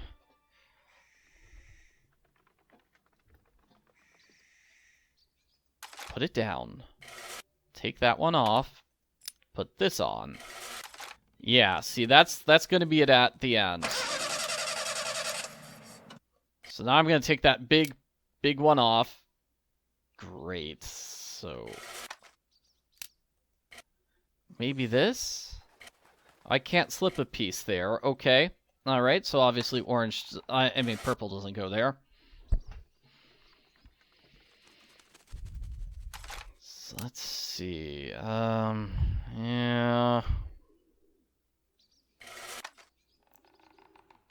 Kind of have to work it from both sides. That's not green, so this must be blue. That's fine. That's blue. Just need to remember that one's blue. Let's see. And then I need to figure out which pieces go here. Well, that's not correct. Because we needed blue there. So what's going to go... So I'm probably have to put this purple down. Nope, that doesn't work. So this is an orange and a green? Can't put a gear on this notch until I take off the gear that's blocking it.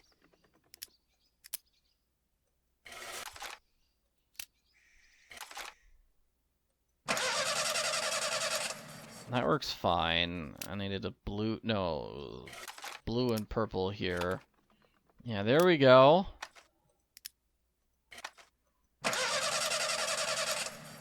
That looks good. Now I just need to figure out how to get the pieces on the inside into place. Which one's going to be teal? Let's say maybe the bottom one is teal. So let's see. I'm trying to get orange. Purple, orange in the middle one. And the top one's going to be yellow, blue.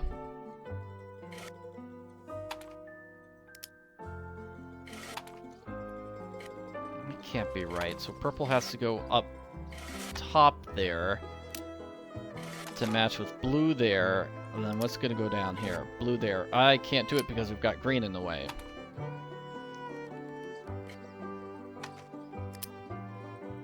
So that's not teal. Teal has to go there. That's green, that doesn't work, so it's blue. Yeah, I think that's it. Maybe. Oh, now I can't take that blue off.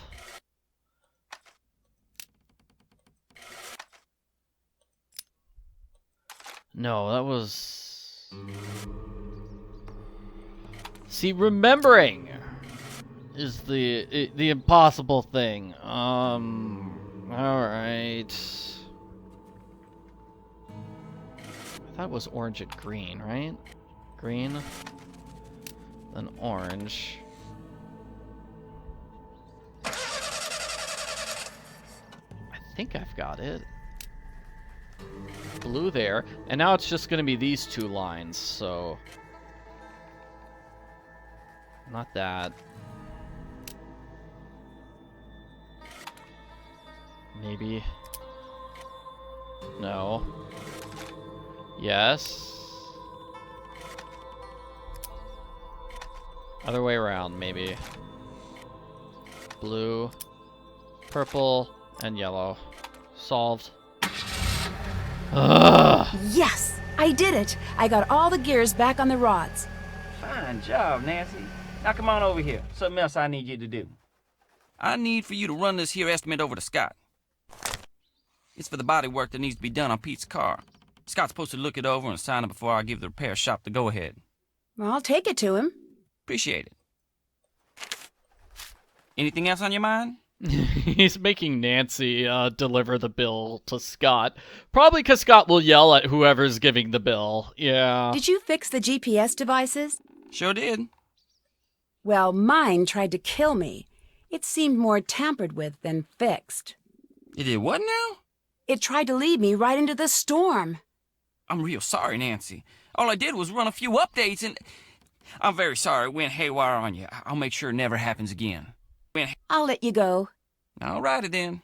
Okay, so what else do we have to do here? So we fix the antenna, we do Chase's antenna puzzle, we do his car puzzle, we deliver a letter for him. It's definitely the Chase day. Yes? Oh, Chase asked me to give you this estimate from the auto repair shop. Oh yeah, he warned me this was coming. I'll take care of it, thanks. Pretty scary how much damage a bunch of frozen raindrops can do to a car. Of course, they've been frozen to the size of golf balls thanks to several miles worth of updraft. Was that Frosty? Yes, that was Frosty. Look, go down there and whatever his problem is, take care of it, okay? I don't have time for any histrionics. I thought we were studying weather, not history. Nancy, come over here! Look, try not to get upset, but I just discovered we have a really big problem down here. Mice. One just scampered right across my keyboard. My keyboard, Nancy! That's way over the line! You're afraid of mice? What, who, me? What, afraid? No. I mean, so what if they crawl all over everything and come darting out of the shadows when you least expect it and have those tiny pink feet and those skinny little tails? Okay, yes, mice totally creep me out, all right? The point is, I can't get anything done with them scampering their brains out down here, and somebody like you needs to get rid of them. Please? I'd be happy to. Bless you. Okay. Well, what are you waiting for? Go for it. All right. So where was the mouse? Where is the mouse? Here? Oh, this is also for the puzzle at the end of the game. Yeah. Here? Here it is. Here it is. Aww. We don't get to talk to anybody about the thing we found at the at the antenna crime scene. Oh well. Is that more or less disappointing than me not being able to talk to Frosty about the fact that he and Debbie are conspiring to get rid of Scott? So this is basically the previous grid we had, except we have a bunch of stuff being added to the right-hand side.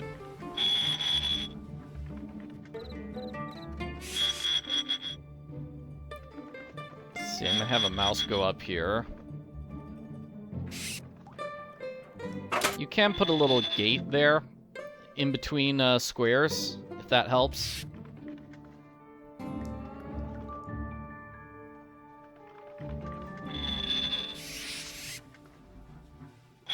So I think I'll just have mice fill up this one on the far right. I'll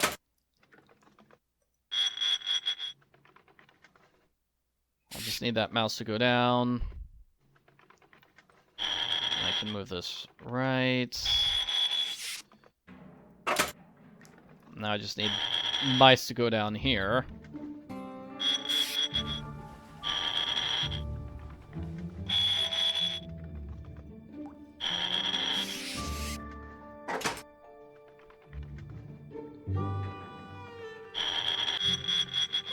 You have barely enough time to turn these things, like, 2 at the same time. Yes. Barely enough time to do that.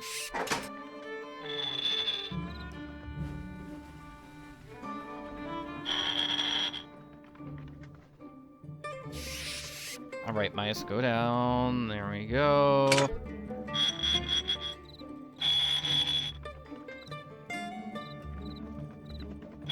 Move the mouse down on this corner here, I guess.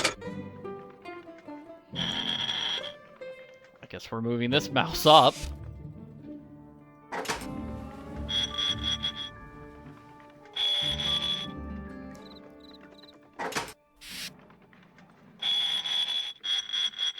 Uh-oh. Yeah, see, if that mouse spinning around, it's just not helpful there. Oh well. That mouse can go up.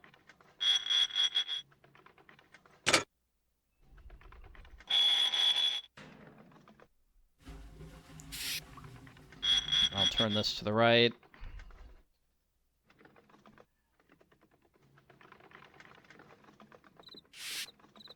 That's all of them. Don't worry, fellas. You're gonna like your new home. Hope so. Alrighty. Now we get to drop off the mice.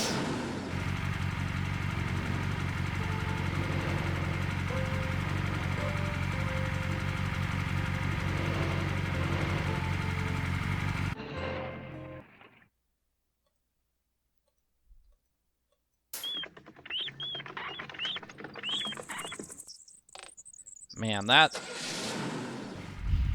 house is going to be so filled with mice. We've already dropped off, like, at least 20 mice there. Whoever owns it is going to be so mad.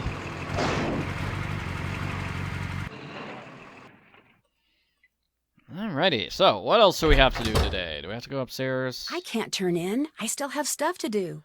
Okay, does Scott have something? Does Debbie? Let's try Debbie first. Hey, Nancy. Frosty's got quite the unusual scream, doesn't he? Well, he had kind of a good reason. Oh, come on. Did you scream when you saw that mouse in Scott's office? No. Scream when he thinks he's so smooth.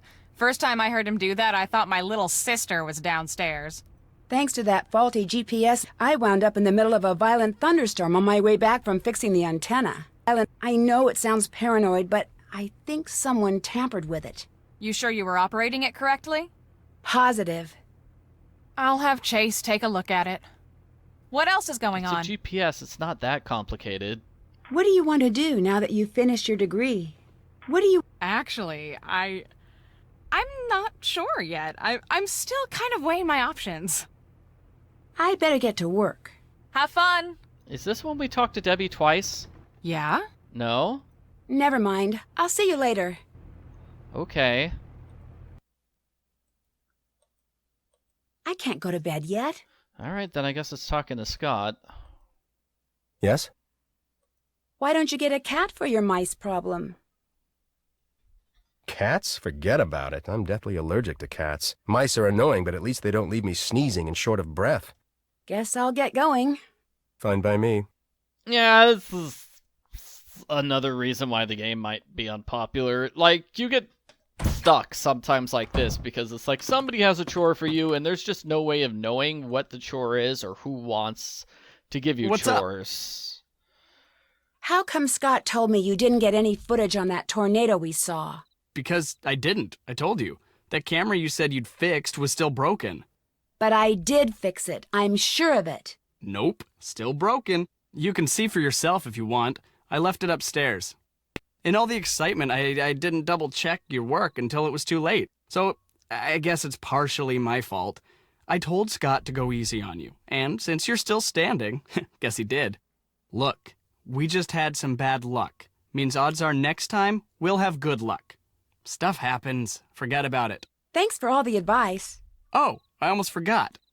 Do me a favor and give this to Chase for me. Oh, here we I borrowed go. it from Okay, him. this Keep is what we forgetting had to to return do. it. Sure. Thanks, Nancy. You're the bomb. Kaboom! You're the bomb. So yeah, we had to talk to Frosty again. Come on, darn it, get off, get off, get off! Who's he talking to? How come something that makes such a mess be worth so much money? I'm never gonna get this stuff off. These are my best boots, dang it! Get out! That was a little weird. Everything about the situation is a little weird, Nancy. Hey there. Frosty asked me to return this to you. Thanks. Does he borrow stuff from you a lot? Hardly ever. Him and me don't exactly have a ton of stuff in common. He's the outgoing, sophisticated type, and I'm just a simple country boy. Won't let me forget it, neither. What's Debbie's relationship to Frosty like? Well, I always figured she didn't have much use for him. But you know, lately, seems like she and him been hanging out with each other a lot. Nothing romantic or anything like that, just, you know, talking. Sure don't know about what. Oh, they're making secret plans to get rid of Scott. I really, really should tell somebody about this. That's it for now. Bye now. Ugh, so annoying I can't tell anybody about this. It's like, I don't know why. Come on, Nancy. Come on. I can't hit the sack just yet. All right, and now what do we do, Debbie? One of the things I want you There to do we go, today that's is it. trap the mice I keep seeing by the table and get them out of here. They're starting to get pretty annoying. I'll check back with you in a bit. Have fun! Let's talk to Debbie twice. First about Frosty screaming, and then second about the mice. And those are, like, they have to be separate conversations, because as you saw, they're both conversation starters. It's like the first thing she says when the conversation starts. And yeah, why don't we get this puzzle again?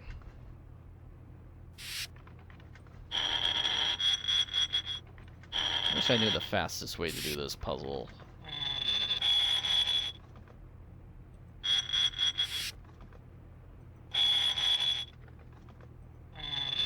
I don't know what would be the fastest way to do this puzzle.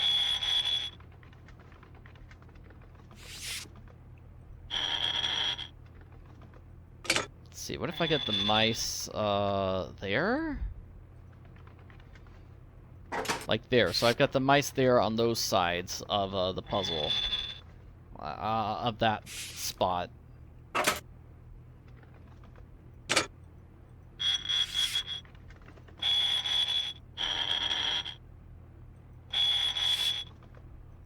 Now I've got mice on the top and the bottom, so hopefully that's a little helpful.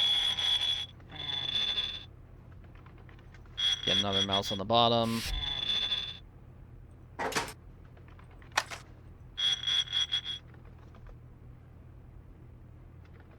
Oh, this seems complicated. What did I do wrong? Might just be it's easiest to say, hey, I'm only getting mice on the bottom now. Forget about trying to do the top and the bottom at the same time.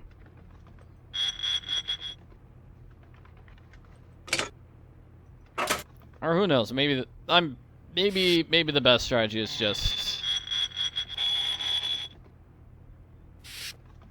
these walls, making sure these walls work.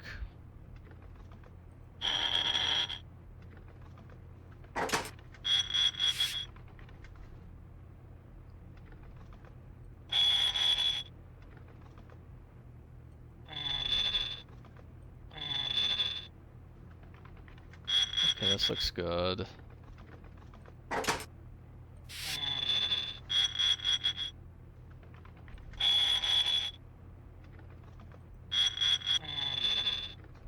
Alright, now I need 2 mice to go up, and then I'll be done with this upstairs area.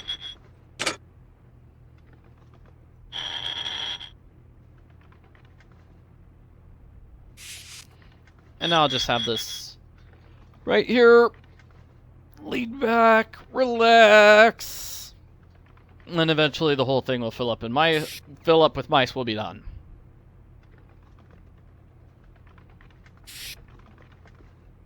Could use some background music here, that would have been nice. Get some music. That's all of them. Don't worry, fellas. You're gonna like your new home. Get some music for the mice. It's not like that puzzle's bad. It's late, Nancy. Go to bed.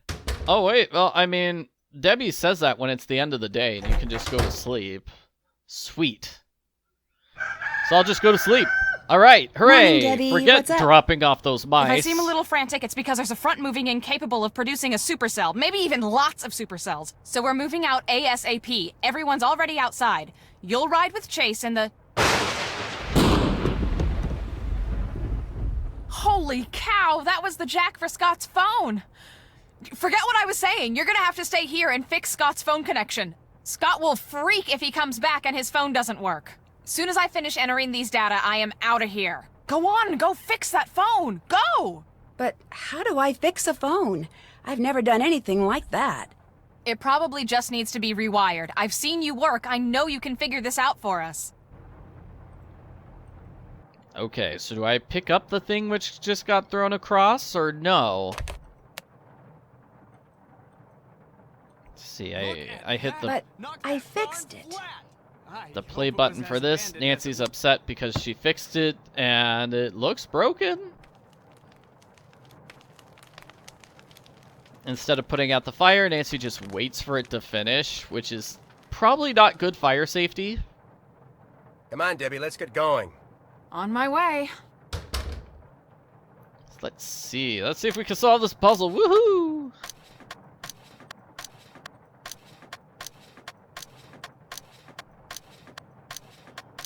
Yeah, it looks like we just need to make squares and do the squares in some particular order, like this, maybe?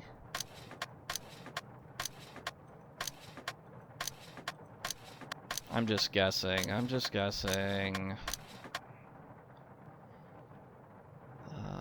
Maybe I go down like this, down and around.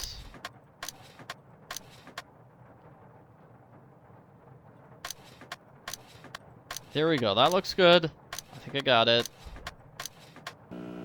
That should do it. Woohoo! There, all fixed. What's that sound? So the guy gets his first time out seeing his sister. As long as you're making sure that everything looks right, you know what I'm talking about. Hey, I know what I'm doing here. That's Scott. This headset must have some kind of wireless connection to his cell phone. Wonder who he's talking to. Congratulations! Any chance you can keep your act together so that the rest of the world doesn't also know what you're up to? No one suspects a thing, Brooke. Brooke? That's the name of the leader of that rival chase team. Let's try to keep it that way. You worry about keeping up your part of the deal. I've got everything and everyone under control out here. So, Scott secretly Looks like I working need a key. with Brooke, and the thing that was dropped near the antennas opens up this. Now Scott's looking pretty guilty.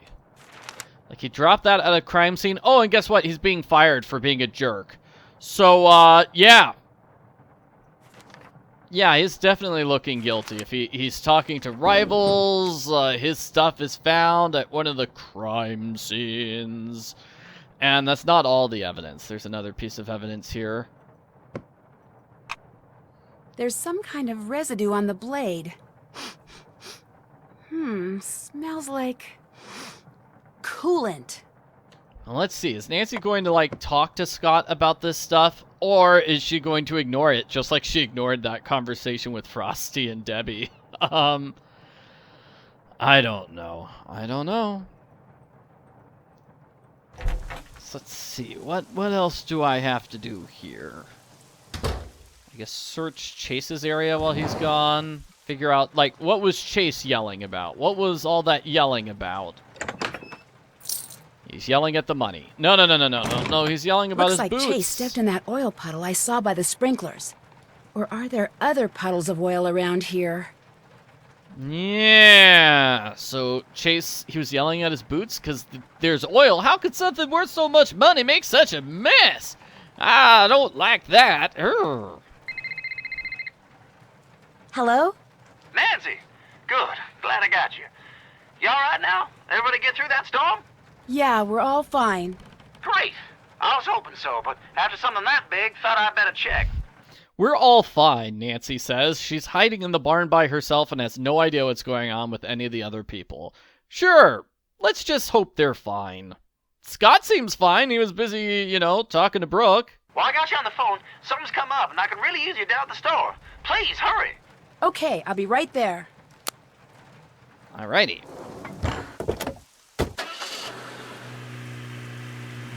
Let's go to the store. Over here. Ow! Oh.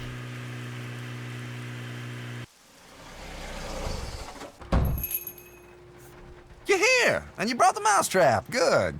Because I've been seeing a lot of mice lately, especially by that homesteader display in the museum. Must have a nest right beside it. I want you to catch them for me and get them out of here before the health department hears about it. They give me a hard enough time already for selling all them Cocoa Kringle products. I can do that for you, sure. That's a spit. Here. Here's one of them moon chunks to use as bait. Ooh, I'll need that. Thanks. So you just go on over there and have at it.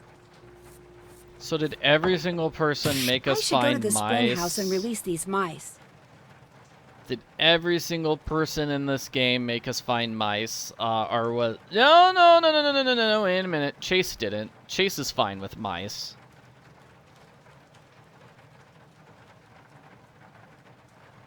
Let's see. Is this the homesteader display, or is it this one? There we go. Whoops, I better get rid of the mice I've already caught before I try to catch more. Darn. You ain't going nowhere till you catch them mice. Pa says, but then he lets me leave. Because I have to get rid of these mice first!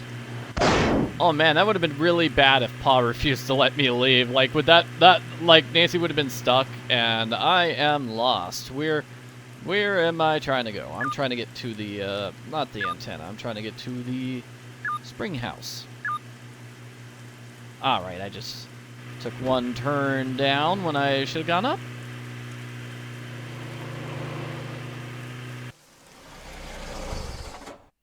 I mean, not only is hunting mice just something that takes forever,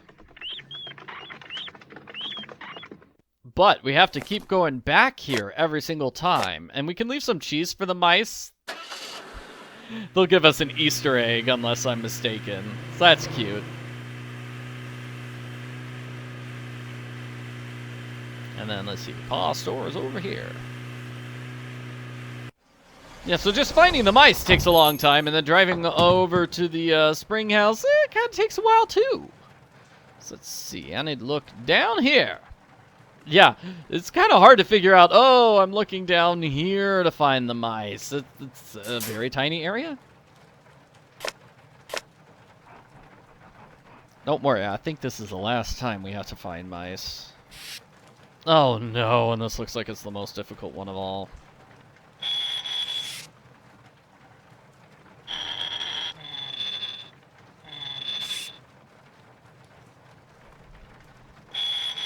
I guess I'll just do the top? I don't know.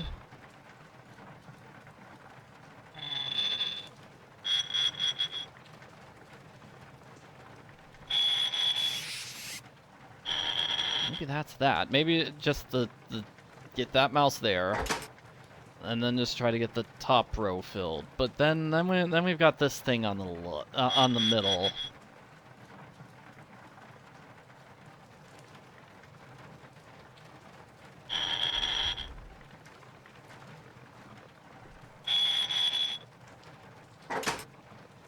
Let's see, how's that?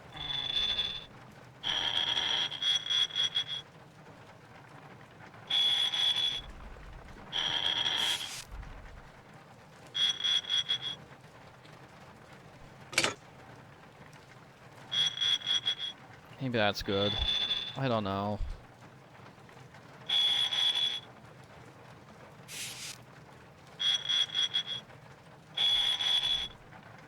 So now I can just easily get mice up on the top, I think.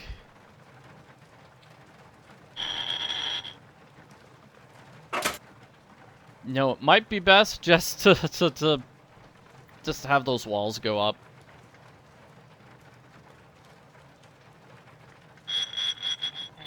Trap every single mouse behind a wall.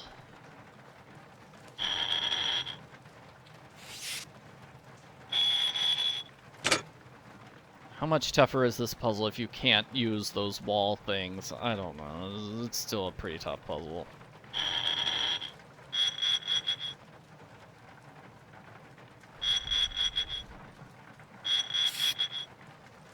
Like, yeah, you can kind of see, like, turning these things does technically count as a wall sometimes. If your mouse can't turn. Well, that looks good there. That there. Nope, put that wall up. I want that mouse up.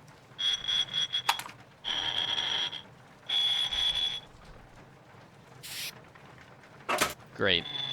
So now I've got mice all over the top half, and I just need to move them down.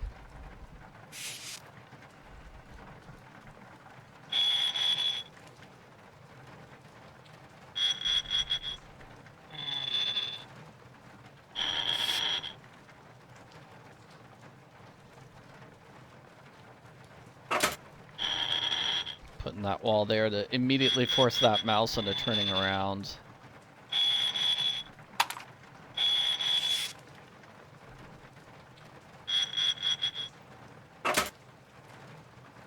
Come on.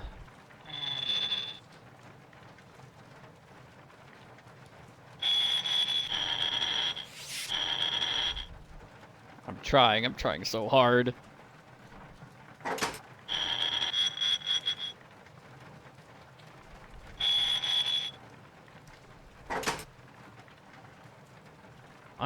All right, good. It's getting better.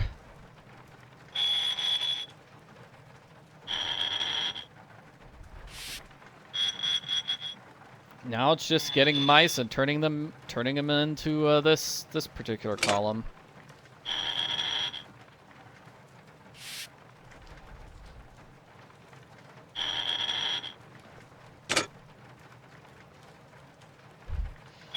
The story makes me wonder, like, what if the story behind this puzzle is, like, somebody spent, like, weeks and weeks programming it. It's like, it took me forever to get those mice spinning animations to work.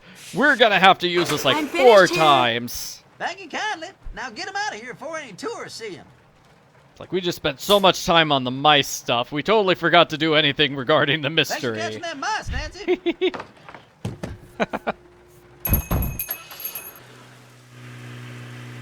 Then that could be it. It was like, okay, they were gonna focus on the mystery, and you know, wish we could talk to Shorty.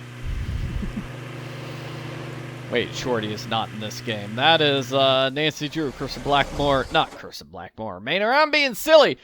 Secret of Shadow Ranch is the game with Shorty. That wasn't there before. That's the divining rod that's missing from the museum. I wonder if someone was trying to hide it and stepped in that pool of oil over there in the process. There's the Easter egg. There's the divining rod. There are the mice. Alright, yeah. Yeah, the programmers were just too busy focusing on the mice to spend time worrying about the Debbie Frosty conversation. Alternately, I think maybe that conversation was something that happened later on in the game and they just moved it up to make the start of the game a bit more exciting. Maybe. They did seem to mess up which day the chase was, right? Remember when Scott's like, oh, you did a good job on the chase yesterday, and he did that on the same day of the chase. So yesterday is not today. Fun fact, yesterday is not today, and today is not tomorrow. Hey there. And if you think yesterday is tomorrow, boy, you've got things messed up. How was the chase that I missed? Oh, it went pretty good. Didn't see any funnel clouds, but I managed to plant a sensor right in the path of a major downdraft, if you can believe that. Woohoo! I don't know what that means. Congratulations. I take it that was a big deal? Oh, you bet. Been trying at that all season with no luck.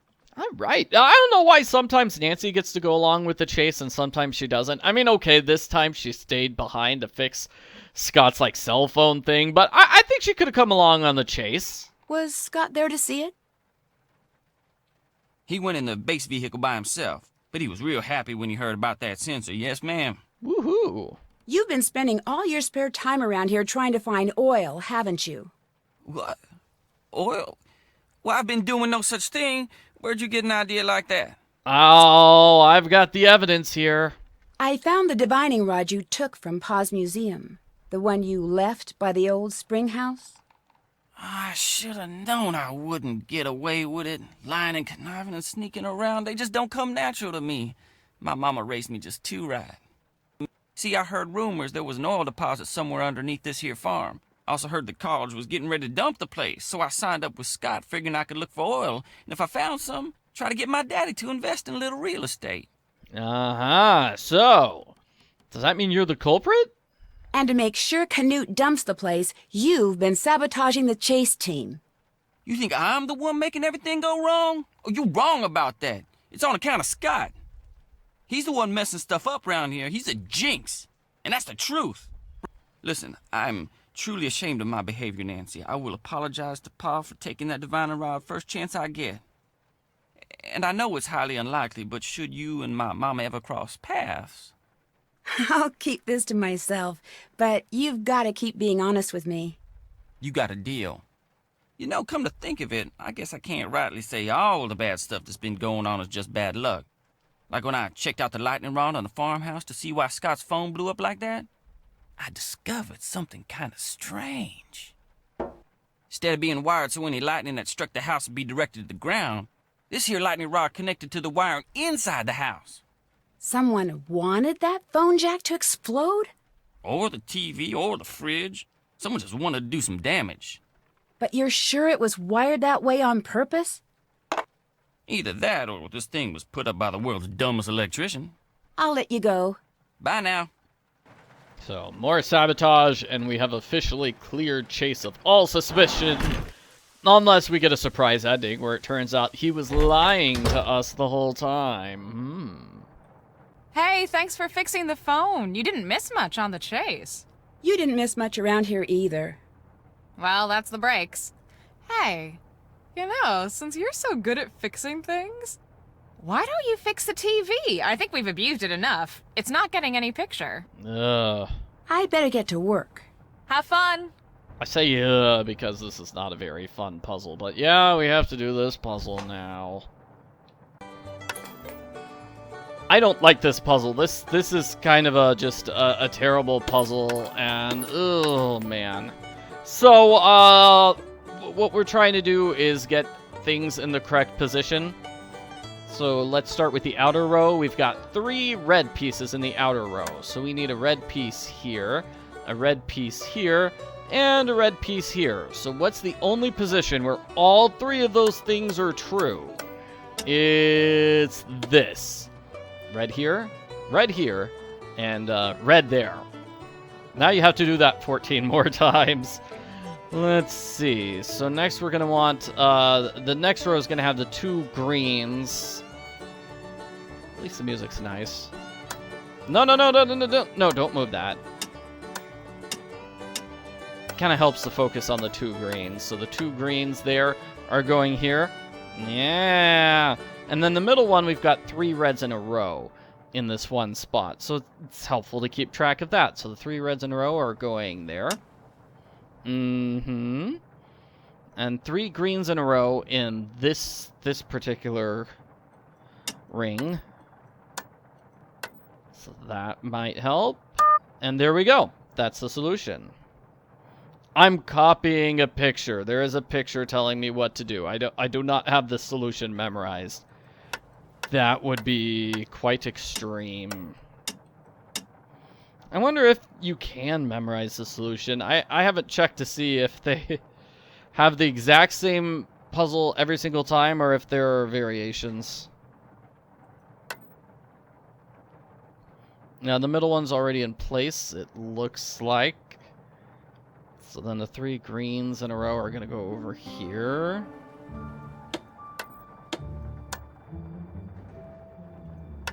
Like that. And then the middle one is that. Nice. Okay, this is going so well. Usually this puzzle's way more of a nightmare. the difference between Junior mode and Master Sleuth mode in this particular case is an extra ring. There's an extra ring in the middle in Master Sleuth mode. 3 red in a row, and then 3 green in a row here. And finally, something with the blues. There. Got it. Okay. We did it. Oh, that went so well. Oh my gosh. I am so happy. I'm glad when that puzzle doesn't take 5 minutes. Okay, I spent like 5 minutes solving the puzzle during this. You know, that numbers puzzle to fix Frosty's camera. And I did fix the camera in time.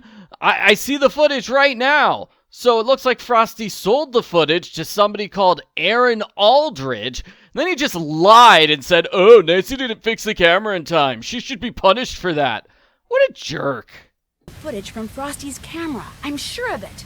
It did record after all. Nancy is super indignant about getting in trouble for something that wasn't her fault. I think it's a lost cause, Nancy. It's permanently broke. Bummer. And honestly, I think Nancy's a little offended that somebody would, like, accuse her of not being able to solve number puzzles. Seriously. Like, come on. If you're gonna make up a lie about Nancy, make up a lie that is far more plausible. Let's see. So, can I tell Debbie? What's up? I'm almost positive the footage on that tornado that hit the barn I just saw on TV is footage that Frosty shot. That's impossible.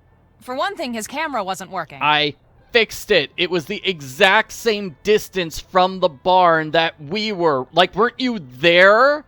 But the footage matched our view of the tornado exactly. Somebody with a camera must have stopped nearby, and in all the excitement, you just didn't see them. Look, nobody likes to admit they screwed up, okay? But you screwed up. It happens to everyone. So just admit it and move on. No. Why don't you make Frosty admit the truth? I think you guys have got a mouse problem. No, we've got a mice problem, which we're all just trying to ignore because there's really no time to do anything about it. I think maybe the little piles of corn I keep finding are what's causing it.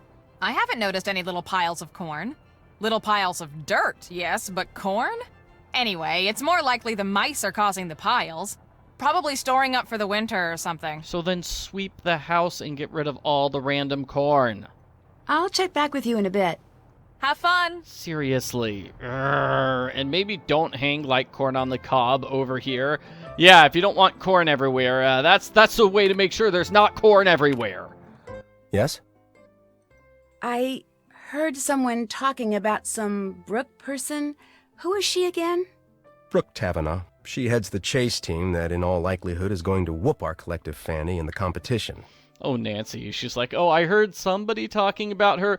Nancy, you should be more direct and say, hey, Scott, I heard you having secret phone calls with Brooke. What's that about? You're working with the competition now? Does she deserve to win? I don't know. Look, if it's all the same to you, I'd just as soon talk about something else, okay? I don't know. You sounded pretty friendly with her. Okay, they didn't actually sound friendly at all. They sounded like they didn't like each other. I'll let you get back to work.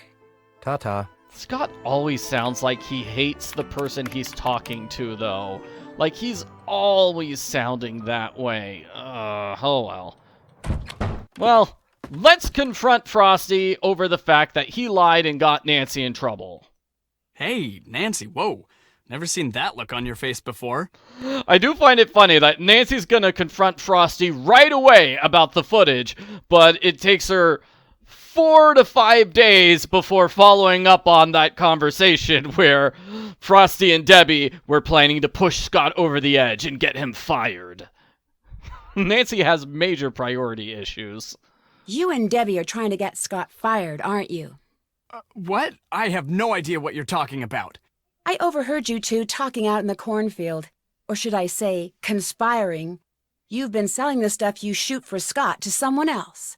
You used the box under the yellow rose bush by the barn as a drop point.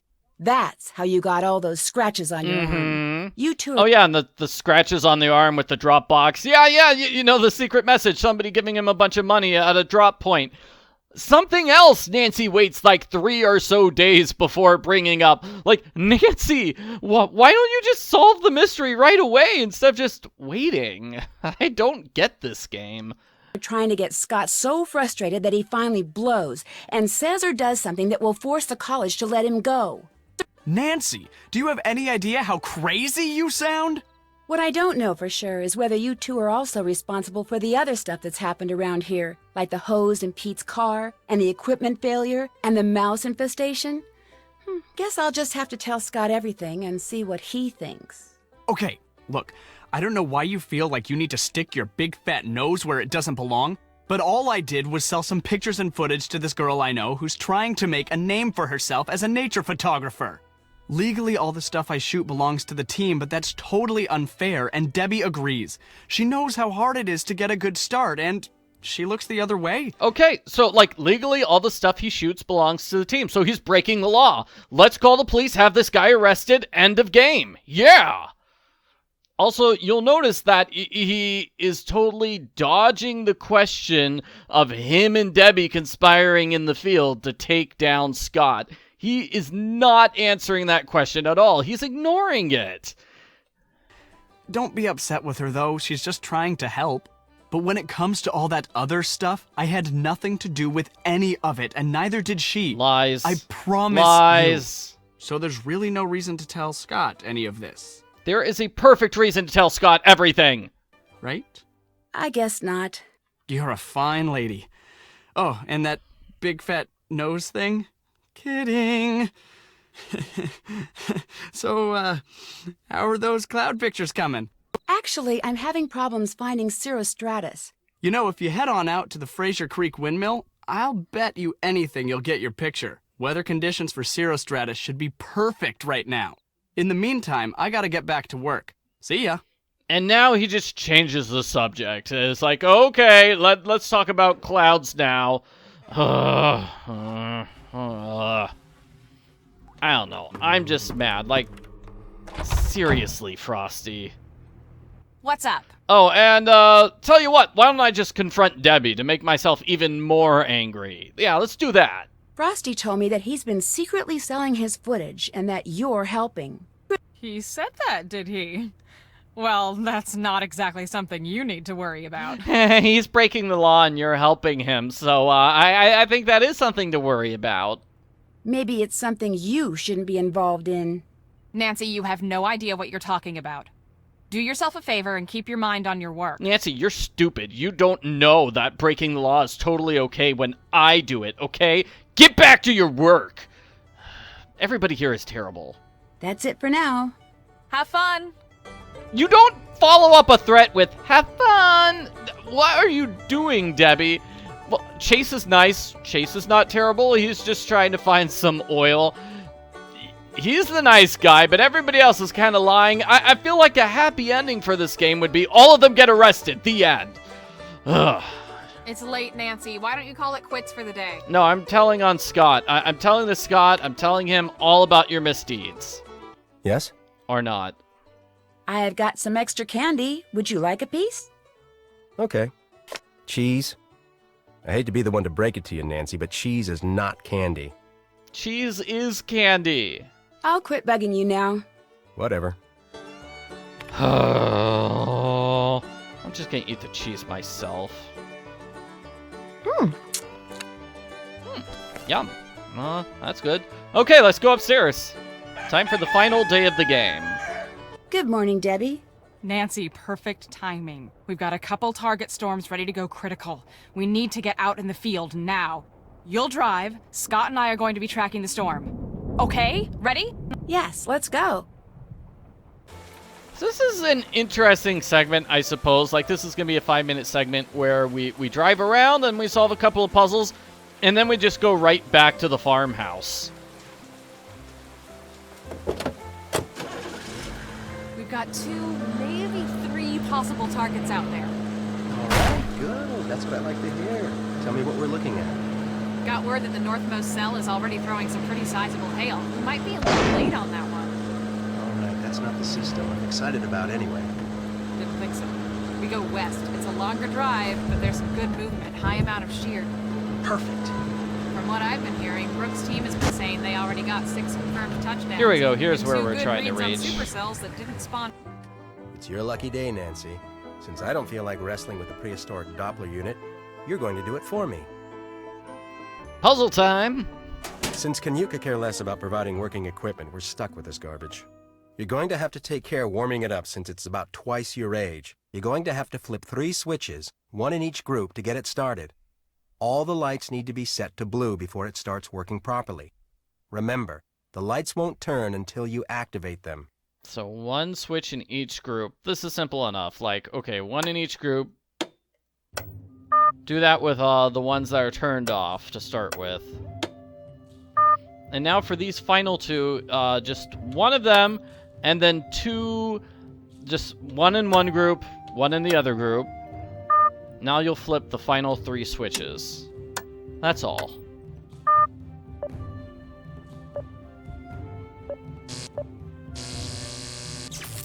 There it goes again. Shoot! We've got to get this back up and running quickly. If those cables get mixed up, it will be days before I can get them resorted. Make sure you keep those cables in order. Don't forget, the top cable goes in the first plug, and the bottom goes in the last plug. You heard the man. Let's get this puzzle figured out. Let's see. Is it gonna be yellow and then blue and then green? Let's test it. Oh. Almost done? No, I got it wrong on the first try. Dark blue, maybe? Let's try this.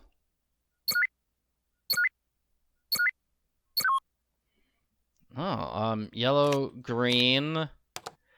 Looks like yellow, green, the light blue, and then... Make sure you're keeping those cables in order. Try working from the top down. Thanks, Debbie. Let's try this.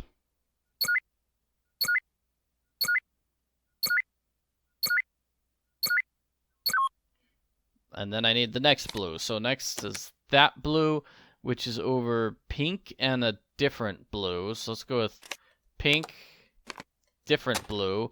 And that appears... Can you hurry it up a little? I'm moving as fast as I can. Green and red look like they're at the bottom.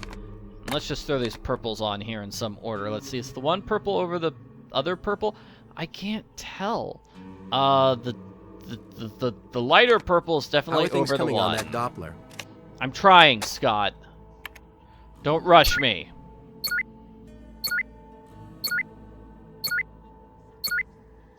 Yes? Yeah? Oh, it was... The blue is under the purples. What's the word? You finished? Love how they just stand around being mean to Nancy the whole time. Are you done? Hurry up, would ya? Come on, Nancy, don't be such a slowpoke. Come on. And then once you solve the puzzle, they're immediately gonna go, you know what, this doesn't matter, let's just go home. Nice job, Nancy. Looks like we're ready to roll. Actually, it looks like we're out a bit early here. Nothing's developing like it should be. Let's get back to base and track from there. I don't want to follow a bum lead on a system with this much potential.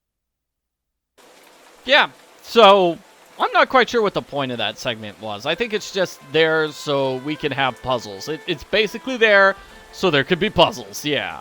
Alrighty. So, Scott's van is here. This weathermobile is here. Okay, Scott is definitely here. He left his weathermobile here. Right? Because I think the story is Scott's not here. He's missing. Where did he go? He left in his weathermobile. Nancy, have you seen Scott? Not since we got back. There's a huge front coming in and he's nowhere to be seen. This is not like Scott. If you see him around, will you let me know? Chase and Frosty and I are supposed to be leaving for the Grange soon, and I really need to know that someone is keeping an eye on these fronts. Okay, so everybody's going to the play for whatever reason, where's Scott? This system might be significant. It'd really help if you found Scott. Fine, I'll find Scott. Jeez, stop worrying, Debbie. This is going to be a puzzle. Not the first part. The first part's really easy. Brooke's been paying Scott off? What? So Scott's been secretly paid under the table. Frosty's secretly getting paid under the table. Just everybody on this team is breaking laws. Seriously, okay. So, Brooke and Scott are meeting at a secret place, and he made a puzzle to hide where the place is. So, something with 45 dew point, moderate rain, but continuous, and then the other thing. So, we're going to go downstairs. We're going to match this with this piece of paper here. So, moderate rain, continuous. So, it's the 3 circle things. So, any dates that match that. There are exactly 12 dates. 12 dates which match the conditions he set out. So, you need to mark down those 12 dates. That's how you solve this puzzle. It's really tough. You basically have to work it out on a separate sheet of paper. What's up? I've harassed you enough. Bye now. Alright, I guess we don't need to talk to Frosty. Yeah. So when you've got those 12 dates figured out, you're going to go to Scott's calendar. Scott's calendar has a different number or letter for each date, so then you're just going to match the dates correctly. So it's W. It's going to start with March 3rd, so it's going to be W. And then it's going to be M, March 8th. Then it's WN9A, GV2C, SH4A. And that's the solution to the puzzle. Alrighty, so then we're going to take that downstairs. Frosty has magically disappeared. Okay. See ya, Frosty. Where did he go? Look at the gallery. These symbols match Scott's.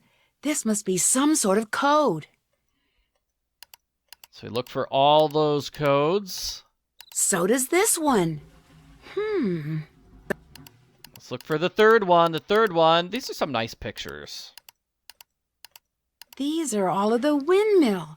That must be where Scott's been meeting Brooke. Dun, dun, dun, dun, dun. So Scott is at the windmill meeting Brooke. All right.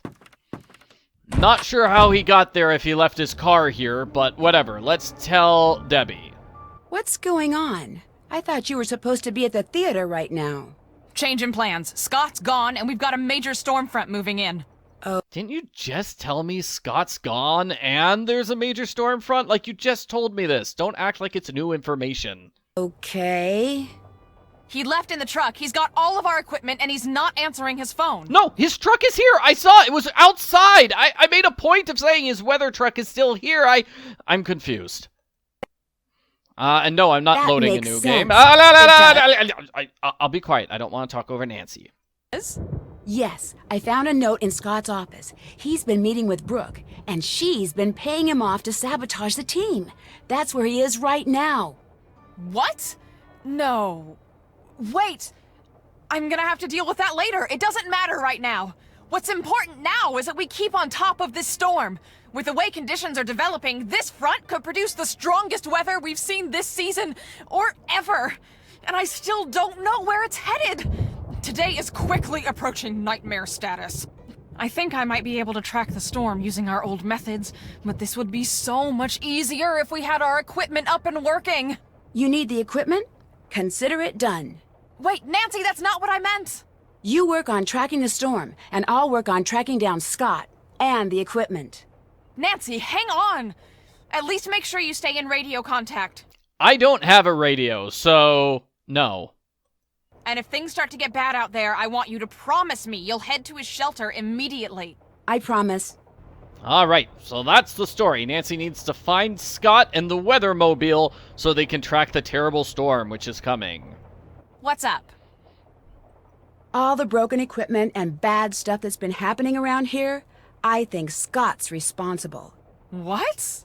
Where'd you get an idea like that? Didn't I just tell you he's taking bribes from Brooke?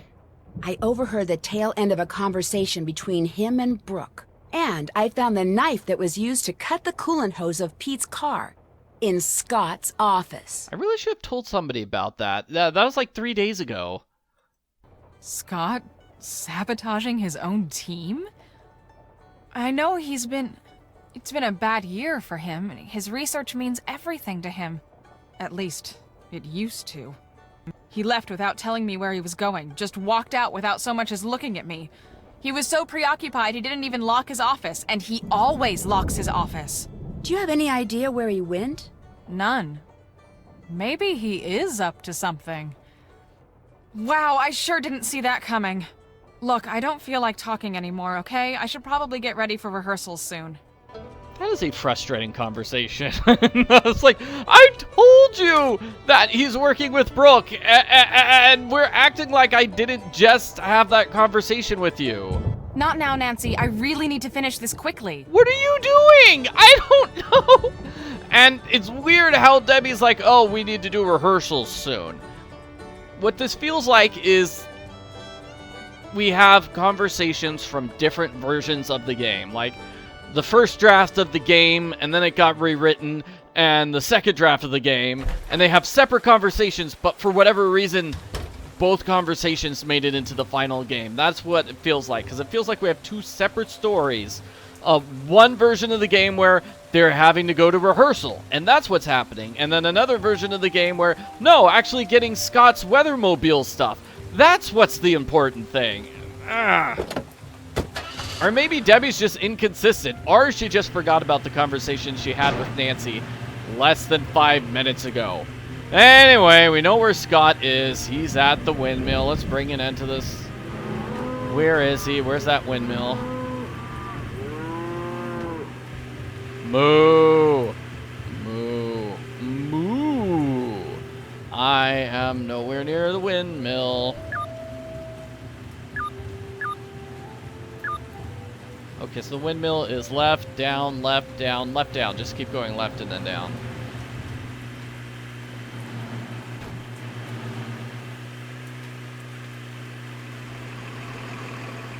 Here we go. Well, anyway, the good thing is that we've told Debbie that Scott is taking bribes from Brooke. We told her this twice. So she's definitely going to remember. And the next time we talk to her, she's not going to be surprised to learn this information, right? Because she knows it twice. Nancy, what are you doing here? You mean me, as opposed to Brooke? Brooke? What are you talking about? When I was fixing the phone jack, I accidentally overheard the phone conversation you two had. I could hear it through the headset on your desk. And just what do you think you overheard? Enough to know you two are working together. You've been sabotaging your own team, haven't you? You've been doing everything you can to make sure Brooke's team wins and yours loses. That's ridiculous. That's why you're meeting her way out here, so the people who've been looking up to you all this time couldn't see her paying you off. I have never gotten the credit I deserve for the work I've done, ever! I know more about tornadoes than any person alive, and I get neither the respect nor the compensation people half as brilliant as me get without lifting a finger. Why? Because I work for a podunk college run by podunk incompetents bent on bad-mouthing and spiting me at every turn just because I don't play well with others at their idiotic staff meetings. Why don't you just quit? Nancy, you know he's getting fired. Why are you asking this question? Because thanks to them, I'm considered impossible to work with. No other school will hire me. I'm stuck here and they know it. So yes, I've been sabotaging my own team. And yes, Brooke is paying me a small fortune to do so because I've had it. I'm through. The tornado's forming. I can feel it. It'll be on the ground in minutes. And it's going to be huge. And here you are, a novice out in the field and all alone. Nancy, this is Debbie. Over. Scott is the culprit. He's the villain, and he casually walks away, pats Nancy on the shoulder, and she falls unconscious. Nancy, this is Debbie. Over. Poor Nancy. I'm here. I think Scott knocked me out. He did what? When I confronted him about selling the team out to Brooke, he went berserk. I can't believe he would do that, and with Brooke Tavenaugh of all people. You know this! I told you! This is the third time I'm telling you this, Debbie! How do you not know? Oh. Well, we'll deal with that later. Right now, I need you down here at the Grange ASAP. We need to evacuate the theater, and you've got my Grange keys with you in Frosty's car. Nancy is in her own car, not Frosty's car. And, we're going back to the theater story. Okay. I'm on my way. Over and out. I don't know. This game just feels so inconsistent. Like, okay, I don't know. I don't like this part here at the end, anyway, where we... we're going to have to go to the theater. The theater that got mentioned, like, at the very beginning of the game and hasn't been important. Well, now it's super duper important. Kind of. Oh, let me study my GPS, because the next driving thing is going to be the spring house.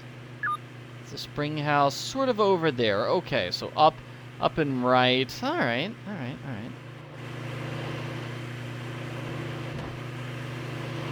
Yeah, this whole theater storyline feels like something that's unimportant, and like, I want to capture Scott. I know he's the culprit. He knocked me unconscious and tried to kill me because there's a killer tornado on the way. Like, can't we follow up with this?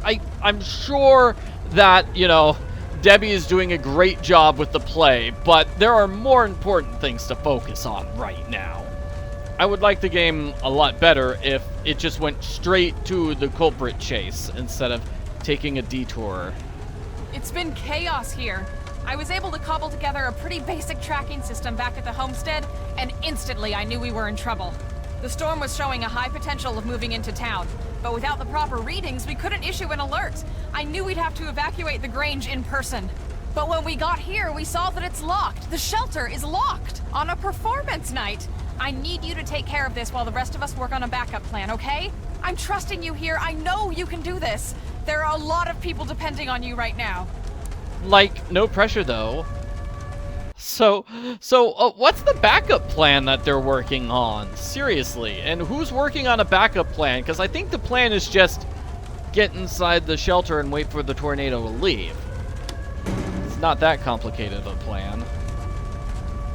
What is this now? Who would double lock a storm shelter? Nancy, quick, which key opens the shelter? It's the gold one on the top. That matches the illustration above the lock. Yes, you did it! Nice job, Nancy. So we go inside. Nancy gets impatient. She like waits for 10 seconds, then decides, hey, I'm gonna capture Scott now. I think the worst has passed. Nancy, where are you going? Get in the shelter. I can't just let Scott get away. I can't let Scott get away. I mean, sure, I took a break to visit this theater, but now I'm gonna catch him for reals this time. Hey, Nancy, first thing, switch on your GPS. That little dot you see, follow that and it will lead you right to Scott. We put a tracker on his truck. It's a safety thing. And this is also something that's annoying. Like, there was a tracker on Scott's weather truck the entire time. So when Debbie was like, we don't know where Scott is. He left in his truck. We don't know where he is. Well, there's a GPS tracker in his truck. She could have used that. Why didn't she use that earlier? Ugh. But Nancy, be careful out there. Keep this radio on and I'll do my best to keep you safe. And Nancy, I'm really sorry about everything that happened back there. Scott, he wasn't always like this. I was worried about him earlier. His heart clearly wasn't in it anymore. He was putting us in danger.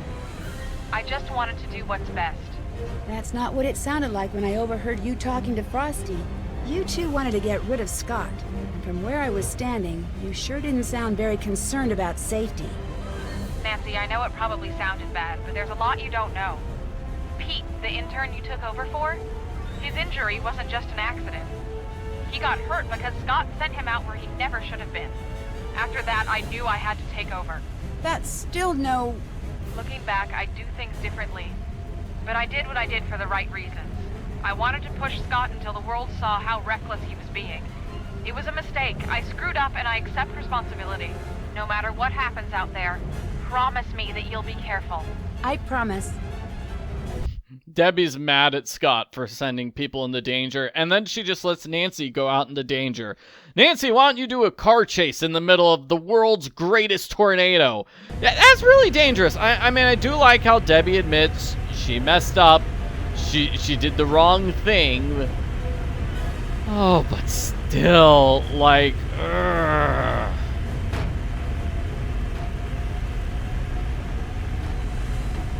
All right, so now we're chasing Scott. Like, we had to put the car chase with Scott on hold for a minute while Debbie finally explains that conversation she had with Frosty. All right, so I am trying to reach the spring house where I dropped all those mice. Don't push me, Scott.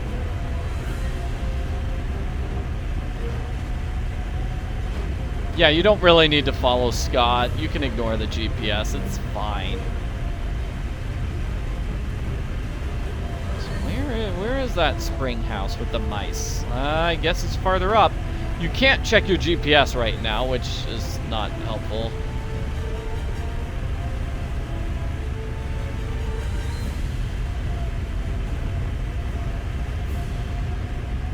Definitely heading in the wrong direction, maybe.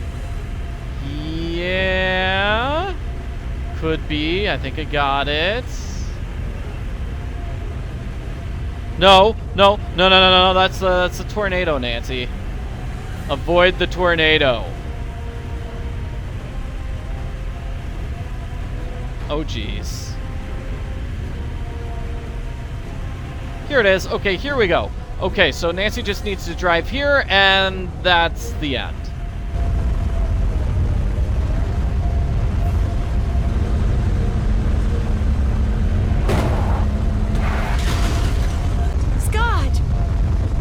Find us some shelter. I wonder if there's a way to get into the spring house. Fortunately, we have this crowbar from out of nowhere. We use it to get inside.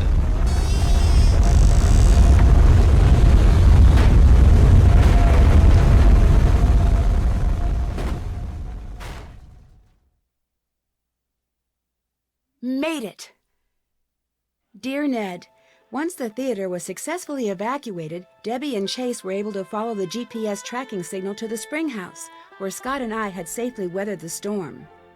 Although he was pretty seriously shaken up in the crash, Scott came to in time to see Frosty arrive with the police. He received community service for destruction of public property and interfering with public safety records. He didn't fare so well with the college. They fired him quicker than lightning hitting a bee-stung greyhound, as they say around here. So it looks like he'll actually be serving the community now, instead of just pretending to, even if it's just by picking up garbage by the side of the road. Word spread quickly about Scott's misdeeds, and soon Brooke Tavenaugh, the rival chase team leader, found herself out of a job as well. With the storm season almost over, it looked like both teams were out of the competition. Debbie, always the organizer, decided to combine the remaining members on both teams for the remainder of the season. Without Scott's ever-present storm cloud hanging over the team and his constant sabotaging, the team really began to hit its stride with Debbie in charge. 2 days after I told Krolmeister I had found the source of the sabotage and the change in team leaders, Debbie's chase team was greeted by a surprise delivery, the next generation of Krolmeister's storm tracking and detection equipment. With Scott out of the picture, Frosty renegotiated his contract. Now that he's able to pursue his own projects on the side, he's just about doubled his output. I mean, good for him, but he broke his original contract. Like, he said it was breaking the law and Debbie was covering for him. Are they going to have to deal with the consequences of their actions? And what about them purposely driving Scott over the edge, trying to make him do something super dangerous and hurt someone else? Like, I feel like those things should be taken into consideration too. And no, they get a happy ending, that's all. It's the end of the game. Everybody gets a happy ending. He's launched his own business, and when he's not getting pelted by softball-sized hail, you'll find him in his studio. Chase has given up on his dreams of finding oil. Even if he hadn't, he wouldn't have the time to look. Debbie's keeping him too busy. Free from having to spend his days fixing Scott's mistakes, Chase has finally had the opportunity to show off his keen sense for weather. Now that Debbie has accepted Scott's old position as head of the Canute Storm team, he's become her right-hand man. Last I heard, he was going to assist Debbie in her classes in the fall. And when I got home, I found a surprise delivery myself as well. The first shipment of my lifetime supply of Cocoa Kringle bars. Krolmeister also sent me a note telling me to keep my bags packed. He has a special surprise trip planned for me as a way to say thanks. As long as it's someplace where the clouds stay in the sky like they belong, I'll be happy to go. While the winners of the Green Skies event won't be determined until fall, things are looking pretty good for Debbie's team. With the new equipment, they've logged the most storm data. And although Debbie won't be showing anyone until she's 100% sure, the team may have made a verified touchdown prediction. Yesterday, a postcard from Pa arrived. After the town repaired the storm damage to the Grange, they restaged the town play. They even added a new part about the storm, including a scene where a certain someone unlocks the storm shelter. As long as it wasn't played by Pa in a wig, I'm happy. Pa says that he remembered most of his lines this time, at least the important ones. As for I don't understand it. Why does the game end with a joke that Pa has a really hard time remembering his lines in a play? Like, was that mentioned anywhere in this game? No, the play was just kind of this weird diversion right before the culprit chase. I'm not sure. Maybe there was a different version of this game where the play was important and actually mattered. Like, they were going to have puzzles or something with the play, but that just didn't make it into the final game for whatever reason. me, well, I've had just about enough stormy weather for one season. Love, Nancy. I don't know. I'm just getting so confused here. Buffalo Bison? No, Harrison J. Bison. Hey, I got the Trivia Tamer. Yay! And I didn't really get too many awards, like spending a lot of money, giving candy to a lot of people, watching TV a lot, playing the arcade game a lot, acing the test. So that's probably the quiz test that's near Frosty, the one we started the game with. Storm Spotter, we did not take pictures of all the clouds. I did not visit every corner of the game, and I didn't eat lots of candy myself. But I did get the Easter egg. I had happy responses. I went to a lot of places and answered the trivia question next. After risking my life chasing down deadly twisters, I think it's time for a change of pace. I've decided to join Bess and George on their trip to Kyoto, Japan. I've always wanted to visit Japan. From the exotic food and wild fashion in the cities to the nature and tradition in the smaller towns, I know there's going to be a ton to see and do. As a thank you for all of my hard detective work, PG Krolmeister has reserved a room for me at one of the area's best ryokans, or traditional inns. It'll be nice to finally take a break from solving mysteries and to spend a few weeks without danger and dark secrets hiding around every corner. I've already heard that the ryokan I'm staying in has quite a reputation. I'm not sure exactly for what, though. Well, I'll find that out soon enough.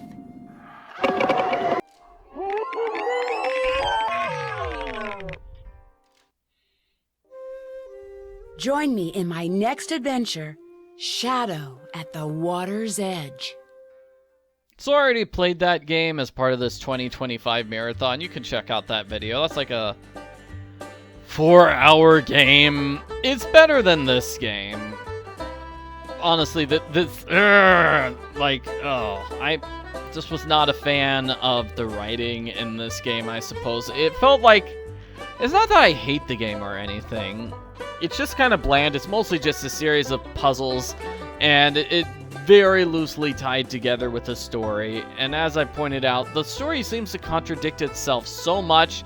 It feels like there are just two separate drafts of the story, which were just thrown together.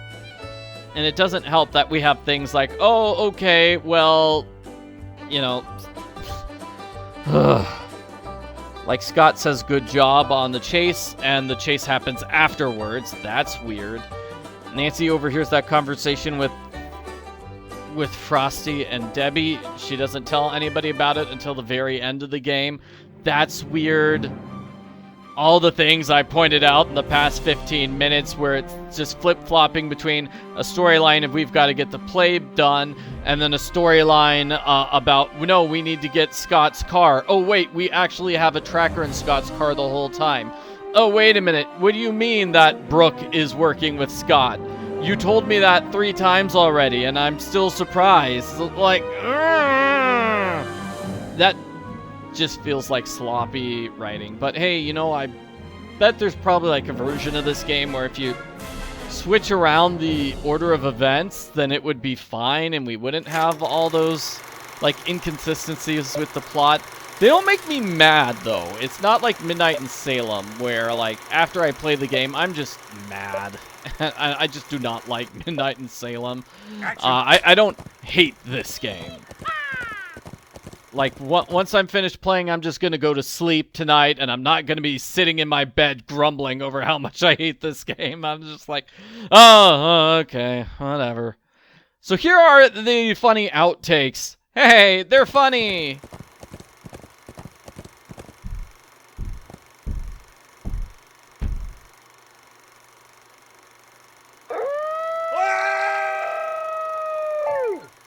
That was cute.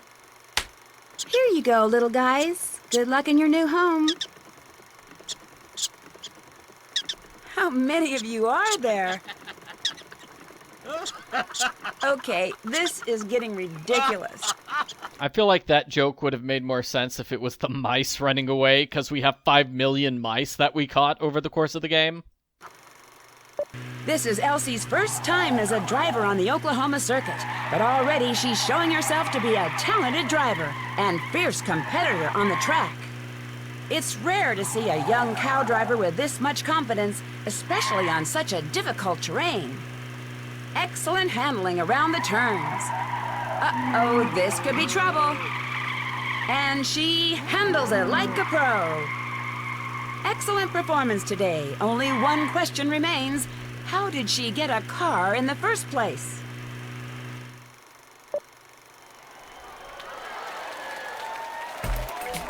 Oh, this is the best one. This is hilarious. Oh, man. Yeah, Pa's just dancing. He's doing the dance. Aw, it's cute. I like this. See, this is why I can't hate the game. It's because it always ends with this hilarious scene of Pa dancing. Yes, sir. Yes, sir. It's funny. Ouch! Now let's see what the next game of the marathon will be. Wheel of Randomness, don't leave me vexed. Tell me the game I must play next. Crystal Skull? No, it's The Phantom of Venice. See you in Italy, everyone.